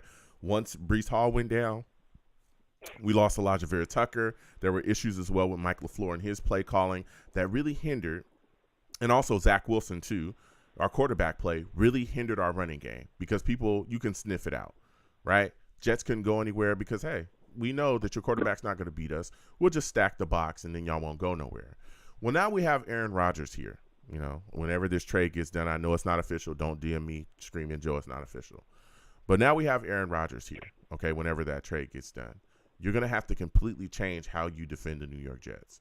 So you have Michael Carter, right? Breece Hall's going to come back at some point during the season. We'll see, right? It could be a couple weeks into the season, but from everything we've heard, his, rehab is going well. He's healing up well, and he's a young guy too. So you'll have Breece Hall at some point. You got Ty Johnson, who we just re-signed and brought back.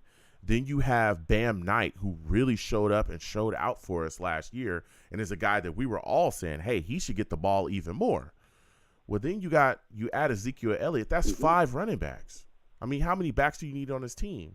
Never mind the fact that Ezekiel Elliott, bro, he don't look like he did, a few years ago. He don't look like he did when he signed that extension. Ezekiel Elliott looks like an old man. He does. And he should because of the way his usage. He's not going anywhere. He doesn't break big plays. He doesn't have that burst. And so I understand he's getting pass protection. That's great. But he's got to be able to come out the football and beat guys in matchups. He's got to be able to take off a run. He's not that guy anymore. And I don't like getting aging running backs that are aging like him unless they're like generational. Unless they're going to be able to come here and just continue to be good and dominate, then sure. But him, no. We could draft a guy. That's my thoughts. Give me your thoughts on that, Colin. Go ahead. Frank Gore did for us, Joe. Go ahead. Give me your thoughts. Like Frank Gore did for us. Did you hear me? Frank Gore? Yeah, Frank Gore. Oh, goodness. Oh. Yeah. We trying to live positively here. We're trying to be positive. You bring up Frank Gore and Adam Gase. Oh. I think Zeke had like 11 touchdowns rushing last year for the Cowboys. Yeah, I think he had like 12. He had like 12 yards, at some 860 something yards as well, rushing last season. But yeah, I mean, look, the Cowboys are running a lot. He's got a lot of tread on his tires, man. He's been ran into the ground. He has. Go ahead. But we don't need him to run that much. That's my thing. We don't need him to be the number one guy, right? Mm-hmm. You still have Michael Carter and these guys who can carry like first down, second down, depending on if it's short yardage that we need, they can utilize him. But, the fact that guys are willing to come to the Jets, it's saying a lot. Mm-hmm. The other thing too with Rodgers was before Rodgers even announced he was going to be a Jet, there were so many people that was hating on Rodgers, saying he was washed up last year, he's old, he's this, he's that. And now all of a sudden people are like praising Rodgers because, he wants to play on the Jets. So, it's like you can't please everyone. Yeah. Right? And not everyone is going to be happy with, what player comes in or what player leaves. Mm-hmm. So at the end of the day, you're getting you're getting Rodgers. You got Alan Lazar. We move more out. We're going to be Joe Douglas is going to be shifting players in and out and trying to bring in the experienced people or accumulating the picks he needs to put Rodgers in a position where he can't fail this season with the Giants. Yeah. And that's the ultimate goal is to surround him with every bit of experience possible to the point where it's going to be unlikely that they just don't have a successful season or even get to the championship. No, yeah. So, I mean, that's the ultimate goal. And yeah, you're talking facts. I mean, Joe Douglas and the way to get there is you get all the experienced players to come play. Mm-hmm. It's like the All-Star game, or it's like, putting together all the best players from all over that you can get and putting them on one team. Yeah. So well, I mean, that's why I'm for experience first. No, listen, and I get that, and I know that people are talking about us trying to build a great team here and other players wanting to come. I don't think we have to fill too many. We don't have to get everybody. All these veteran guys are going to come here. Of course, they're going to run a ring chase, but I think we have a really healthy, core, a really healthy nucleus that's so young that things are going to be moving and shaking. Garrett Wilson, Sauce Garner, these guys are going to be here for years to come. ATV. We'll see what Becton is going to come back and be as well. We have such young guys. We're an extremely young team. So I think adding some of this veteran talent is going to be good for us. I don't want us to overload it. I don't think we're going to do that. But I think that, we're solid here and we're doing well. And I hope that JD just, picks his spots and brings in some guy. Again, Morstead being signed, brought in as a punter, I think is a good job. Him grabbing other guys. Calais Campbell's going to be here. Hopefully we end up getting a deal done with him. I like that stuff. But before I let you go, Colin, quickly, give me your thoughts on the trade of Elijah Moore and a third-round pick to gain that second-round pick. Did you like that trade, man? Do you feel like JD got fleeced? There's a lot of fans that think he did. How are you feeling about it? Well, honestly, I don't study the game like some people do and study like draft compensation and value and all that. But in my opinion, we had a player in Elijah Moore, talented player, obviously. But you have to look at it this way. Jody traded him away because, again, he's trying to do everything possible, one, to get Aaron Rodgers in the building. And at the same time, he's looking to go get some of the other veterans to come in as well. So trading Moore is probably a sign that they do want to sign OBJ. Mm-hmm. So, if that's what it takes, I'm in favor of that. Mm. Okay. Because honestly, I rather have if you ask me if I rather have Moore or OBJ on the team, I rather have OBJ on the team than Moore. Okay. So, no hard feelings on my part that he was traded. No, listen, Colin, you brought some hot takes, man. Some hot takes. Listen, I want to thank you for calling in. Next time I have a show, Colin, I want to hear from you. I really like going back and forth with you about this football team, man. Yep. All right, yo, take care. All right, take you have care, a good Savages. one. Listen, this has been a hot show, man. I got to go to the Savages really quickly. There's been some questions being asked, and everyone knows I go back and forth with my Savages. Ron P. salutes to you in the chat. He says, what if Green Bay wants both second-round picks to seal the deal? Do you make that move? We can flip our first with a desperate trade partner and recoup some picks. That's a very interesting scenario, right? I don't know if I would give up both of our second-round picks. I would give them, I'd be open to giving them at least one. And maybe, some other future capital as well from other drafts. But if we're really pressing and it's like, okay, we need to make this, I could see JD doing it. And then, again, like you said as well, utilizing that first-round pick, trading down, gaining more capital, and then selecting, whatever we would need, whether it be a tackle that would be there that we would like or a center that we would like. So I could see that being done. But you got to keep in mind, we give away both of our second-round picks. We ain't got no third-rounder, because we gave that away. So that mid-round would kind of be blown out there. But that's a scenario that could be done. But giving up both of our second-round picks, I don't know. I'm not necessarily against it, but it wouldn't be like the first thing that I would do. But I'm not against it. If that was the move and we had to do that, I would do it. I would do it, So I wouldn't necessarily be against it if that was what we had to do to get Aaron Rodgers. But if I can finagle just a second-round pick, giving them the Jets second-round pick, and us keeping 42 instead of giving up 43, and then giving up some future capital, maybe a fourth-rounder or a third-rounder and a fifth-rounder or a third-rounder and a fourth-rounder next year, I'd be fine with that. So, but that's a great question there, Ron P. Salutes to you. Coach Grady 3 salutes to you as well. He says, how do you think our safeties, Clark and Whitehead will mesh? This is a very interesting thing right here. And I personally thought that we were going to get Jimmy Ward. Jimmy Ward, I think, would have been a great fit for the New York Jets at free safety. But he ended up going with the Texans. So when you look, Clark and Whitehead are here. I think the New York Jets are going to be in the scrum for a safety in this upcoming draft. I don't think that safety is as, isn't as highly prioritized as others believe it is, especially with this defense. We could end up bringing in a rookie safety here, and I think he'd be solid. But again, when you look at Clark's a guy that also has lined up as free safety before too, quite a bit. So when people talk about, Whitehead and his ability as a strong safety and him coming to the box, don't sleep on Clark. Clark is a guy that can get back there free safety. He's done that before. I don't know if that's necessarily what they're going to have him do here, because we could play a lot of three safety looks as well, so he could be on the field. But I honestly think that the New York Jets are going to grab a safety in this upcoming draft if they don't wind up with something or grabbing some free agent safety to come in here. Again, Jimmy Ward was the guy that I really wanted, but he ended up going to the Texans. So I think it'll be solid. I think it'll be a solid look. Again, I think Clark is a guy that's going to be moved around as well. We could see Clark getting moved around at times, man, where I'm telling you, it's going to be crazy.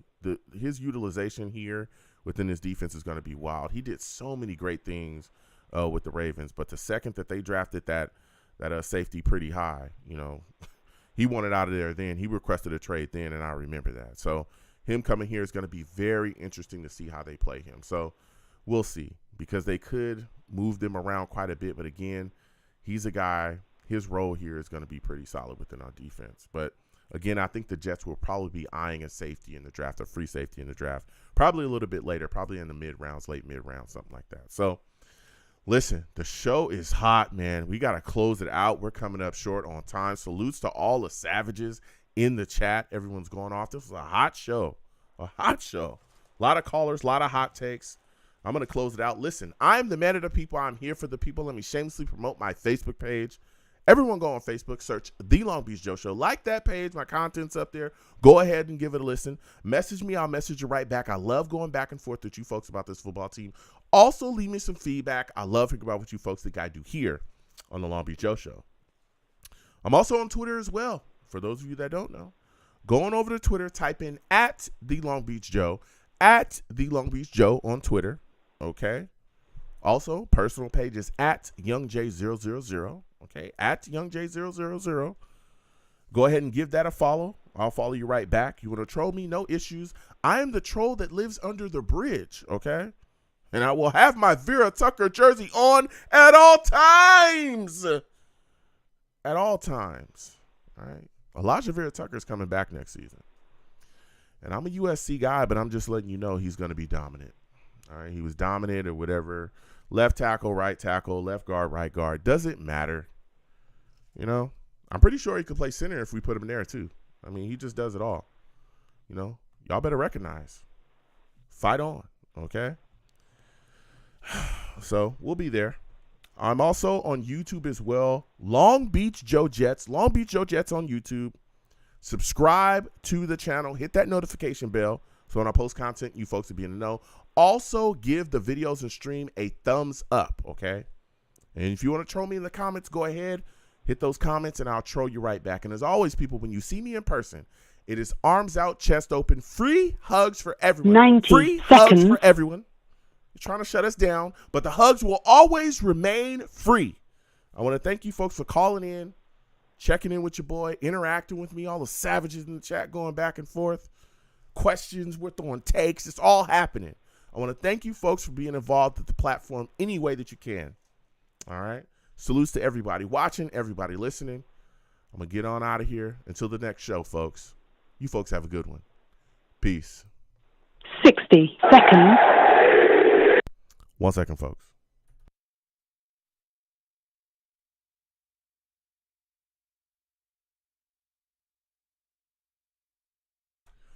Woo. All right, pow. I should be back. Listen, salutes everybody, all right? For those of you that are new, all right, exclamation point links in the chat.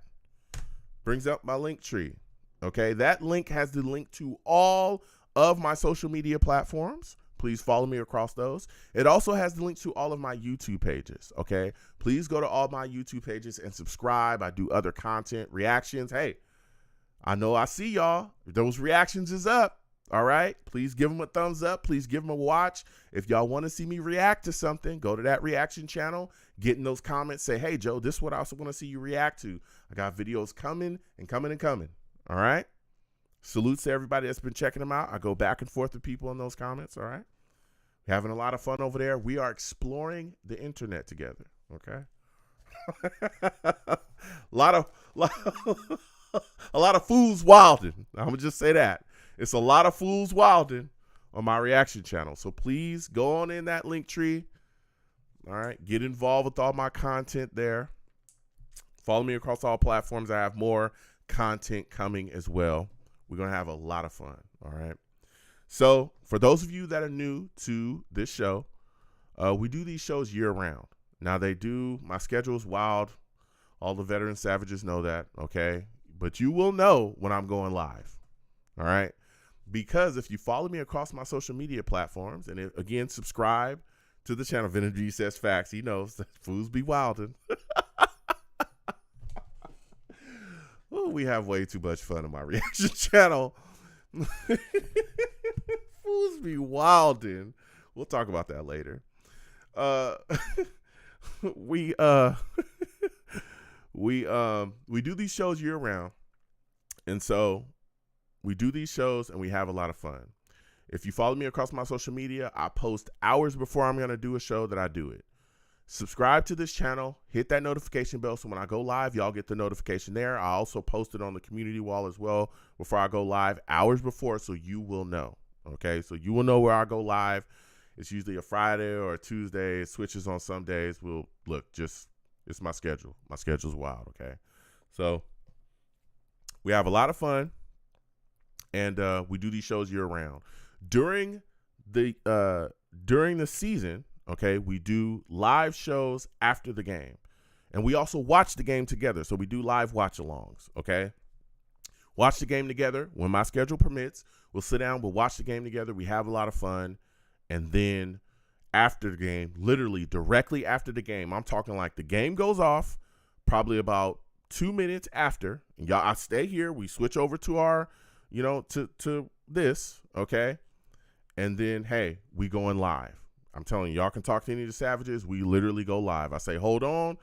I got to do what I got to do, connect the audio, and y'all call in immediately. All right, keep in mind, first off, salutes to Hawkeye in the chat. Salutes to you. Thank you for the donation. It's greatly appreciated. Hawkeye says, maybe get Bakhtiari and Rodgers for this year's first. There's thoughts about that, but I know that left tackle that you're speaking with, he just re-signed with them or restructured. I think it was re-signed. He restructured his deal, I believe. He just restructured his deal. So I don't know what's going to happen with him going forward. I believe when they were talking about that deal, that kind of closed the idea of them trading him. But we'll see. Maybe they'll be willing to move him. If we can get him too, that would be a great, great move for us. I know that there was a lot of talk about him possibly being packaged in a deal to come to the New York Jets, and I welcome that. Okay, I welcome that because tackle is something that we need. Mekhi Becton, whenever he gets back, I know y'all see him on the screen. I've been told to get him off the screen by multiple people. People have tried to bully me. and get Mekhi Becton out of here. But, we'll see what happens when he comes back, okay? He's looking like he's in phenomenal shape, but we still need to address this tackle position, whether it be in the draft or getting a veteran free agent, that's swirling out there. And again, we'll see what happens going forward. The Jets need to definitely address that position. So, salutes to you, Hawkeye. Thank you for giving to the platform. You are greatly appreciated, my friend.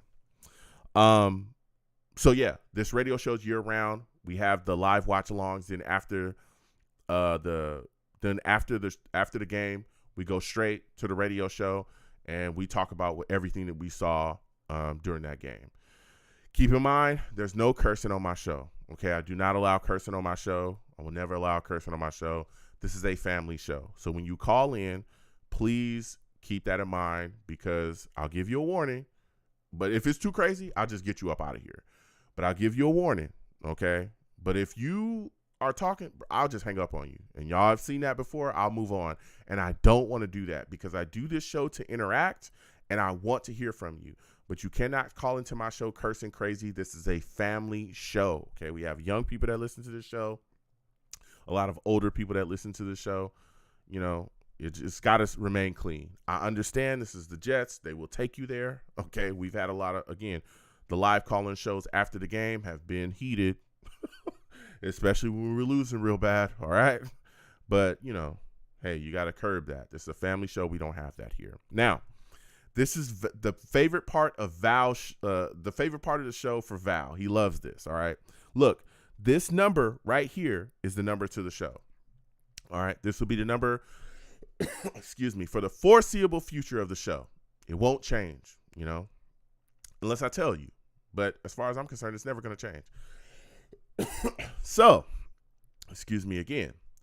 What people do, I usually go live at 7 p.m. Eastern when we have our live call-in shows. Unless I tell you that it's a different time, it's 7 p.m. Eastern, okay? You can call into this number right here about 5 to 10 minutes before the show starts, and you'll get on the show earlier because all you have to do is call in because my line's open about 5 to 10 minutes before the show starts. The line's open, and what people do is they'll call in and just sit on the lines and just wait till the show starts. Usually, right, I'll give my little spiel of what we're going to discuss as far as, the topics, about what I get my takes out, which usually is about 10 to 15 minutes. I usually don't go longer. We had a lot of news we had to get out, so I was moving through, right? But it's usually about 10 to 15 minutes. I give my take on, what's happened with the Jets or, what we're going to be talking about with the show. And, bro, I go straight to the callers. That's what I do. I want to hear from the people. That's what this show is all about, is hearing from Jets fans. Now, if you look, okay, in the chat with the rest of the Savages, you'll see who's saying, hey, fast forward past this. Don't tell them that, Joe, because that's what the veteran callers do. Like Val, okay? Val, I got a lot of love for him. We good over here. With Val, me and him, we good. We always been good. But he hate on y'all going left and right, okay? He hate on y'all. Val does that because he wants all the shine, okay? And so what they've done is they found this veteran chick where they just call in early, wait on the lines, and then, boom, they get on earlier. As y'all saw tonight, we have callers, not to toot my own horn, but we have callers, and I go back and forth with everybody. So, and again, my hold times are not long. They're not long at all. But Val want to get on. He want to get his shine. He want to get his take out before anybody is able to get on the show. So if you want to get on earlier, call in 5 to 10 minutes before the show starts. Wait on the lines. You'll hear the show start. I'll talk for a little bit, 5, maybe 10 minutes, and then we come directly to you. As y'all see, Val don't want that to happen. And y'all know why now, He hating on y'all. I'm just saying, he hating on y'all, okay? Now, again, no cursing. Also, when you call in, please make sure you have a good phone line, okay?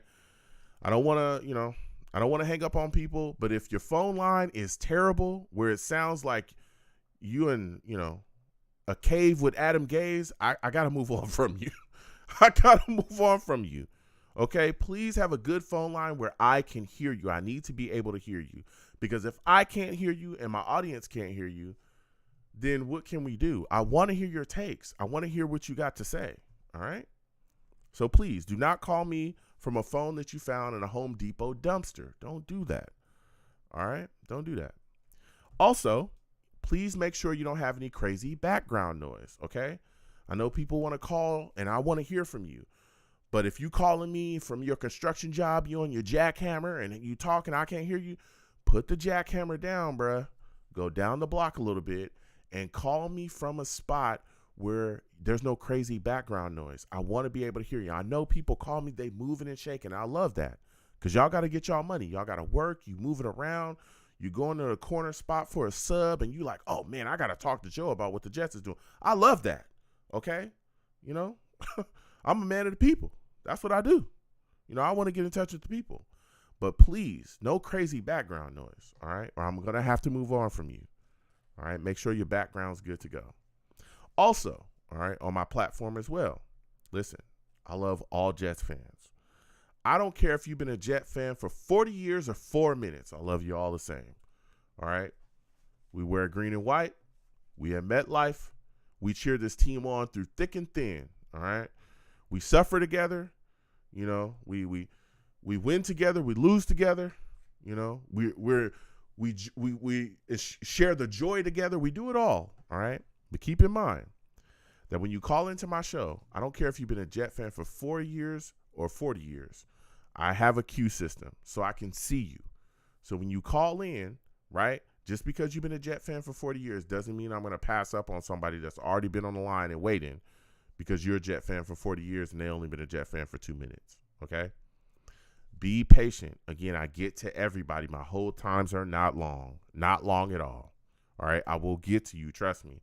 Also, with my queue system, I can see you physically. So if you call in and hang up and call in and hang up and call in and hang up, what that does is put you at the bottom of the queue. All you have to do is wait for a little bit of time. I'll come directly to you. I'll say your name if I know your name. And if I don't know your name, I'm going to say your area code. Please know what your area code is, okay? We've had some problems in the past where people was like frustrated. Oh, Joe, why didn't you come? I did come to you. This is your area code, right? Oh, I didn't know that was my area code. Yeah, you got to know what your area code is, okay? Know where you call it in from. Know what phone you're using. And we get to everybody. Val says not true. You see the Val hating on y'all. That's all I'm going to say. So we have a lot of fun. We do this show. Also, on this channel from time to time, you may see your boy gaming. NBA 2K, Outlast, Resident Evil, Street Fighter. I can't wait for Street Fighter 6. Street Fighter. You'll see me playing a host of different games when my schedule allows. People want to get me back to gaming. I'm going to try to do that. My schedule is just wild, okay? But so if you see your boy gaming, right, playing some games, come on in, talk to us, you know. We be in here, people talking about life. Sometimes we still talk about the Jets too. Excuse me. We go back and forth and we have a lot of fun doing that too. So we'll get back to that. My schedule allows. And again, please get involved in all of my other YouTube channels. As y'all see, those reaction videos, they're going to keep coming. So please get involved with Joe's. Give them a thumbs up. Share them with your friends and your family. And again, if you want to see me react to something, all right, from my reaction channel, again, here's the links there, okay? Linktree, reaction channels in there. Get involved and subscribe if you have not subscribed, okay? So we have a lot of fun. We do a lot of great things here. Again, we're going to be having those live drafts coming up as well. I'll let y'all know we're going to have a lot of fun doing that too. It's going to be very all about getting y'all involved. We'll go back and forth. We're going to have a blast doing that too. So we're going to have live mock drafts, a lot of mock drafts shows here. So those are going to be coming up. And I'll let y'all know when my schedule allows. I'll let y'all know. We're going to have a blast doing that. So, yeah, that's it. Listen, this was a blast, man. It's a great show. We're going to keep them coming. Val Outlaw, salutes to you. I want to thank you for calling in again. Hawkeye, salutes. Thank you for giving to the platform. Always good to hear from you. Christopher Phillips, salutes to you. Always good to hear from you as well. Venom G says they wild, and he's talking facts. Salutes to you as well. You know, everybody, man. Everybody that came on by. GVH, salutes to you. Good to see you in here as well. Ron P, Coach Grady as well. Always good to see you too, man. Just everybody that came on by. Do, always good to see you. Dark Soldier, salutes. Barney Miller, salutes to you as well. Always good to see you in here too. Just everybody that came on by, man, and shot the breeze with your boy and just talked or got involved with the show anyway, you know. Abby Fresh, Ronald Perry, salutes to you. Always good to see you in here too. How about them Jets? Salutes as well. You know, Vibes, always good to see you in here too. You know what I'm saying? It's all about it, man. All about it. I'm all about, you know, touching the people, man. Captain K, the Jets show, Ant Jets, salutes, man. Mr. Magic's always good to see you in here. Salutes to y'all, man. Salutes to all of y'all. We gonna have a blast. Christopher says, we'll be back next week. Yes, we will. The next show I'm gonna do, I'll let y'all know for sure. I'm thinking like Tuesday, but we'll see. But I'll let y'all know for sure. We'll announce it and we'll have a blast and we'll be talking, man. We'll be talking about this team. And again, you know, we taking those calls. I want to hear from y'all. Numbers the same bat channel, same bat time. All right. So we're having a blast. I got to get out of here because my schedule's wild. Listen, stay safe, folks. Stay safe, okay? The world is getting crazy. I don't know what to tell you, okay? It's just getting wild. Stay safe. Sit down with your friends and your family, all right, the people that you love the most, and let them know that you love them. Sit down, eat some good food, watch some TV. Make those moments with the people that you love the most, all right? Because you never know, all right? Let the people that you love the most, let your loved ones know that you love them and you care about them. Something that's important to me in my life, and I hope it's important to you as well, all right? You folks have a good night. Enjoy yourselves. Peace.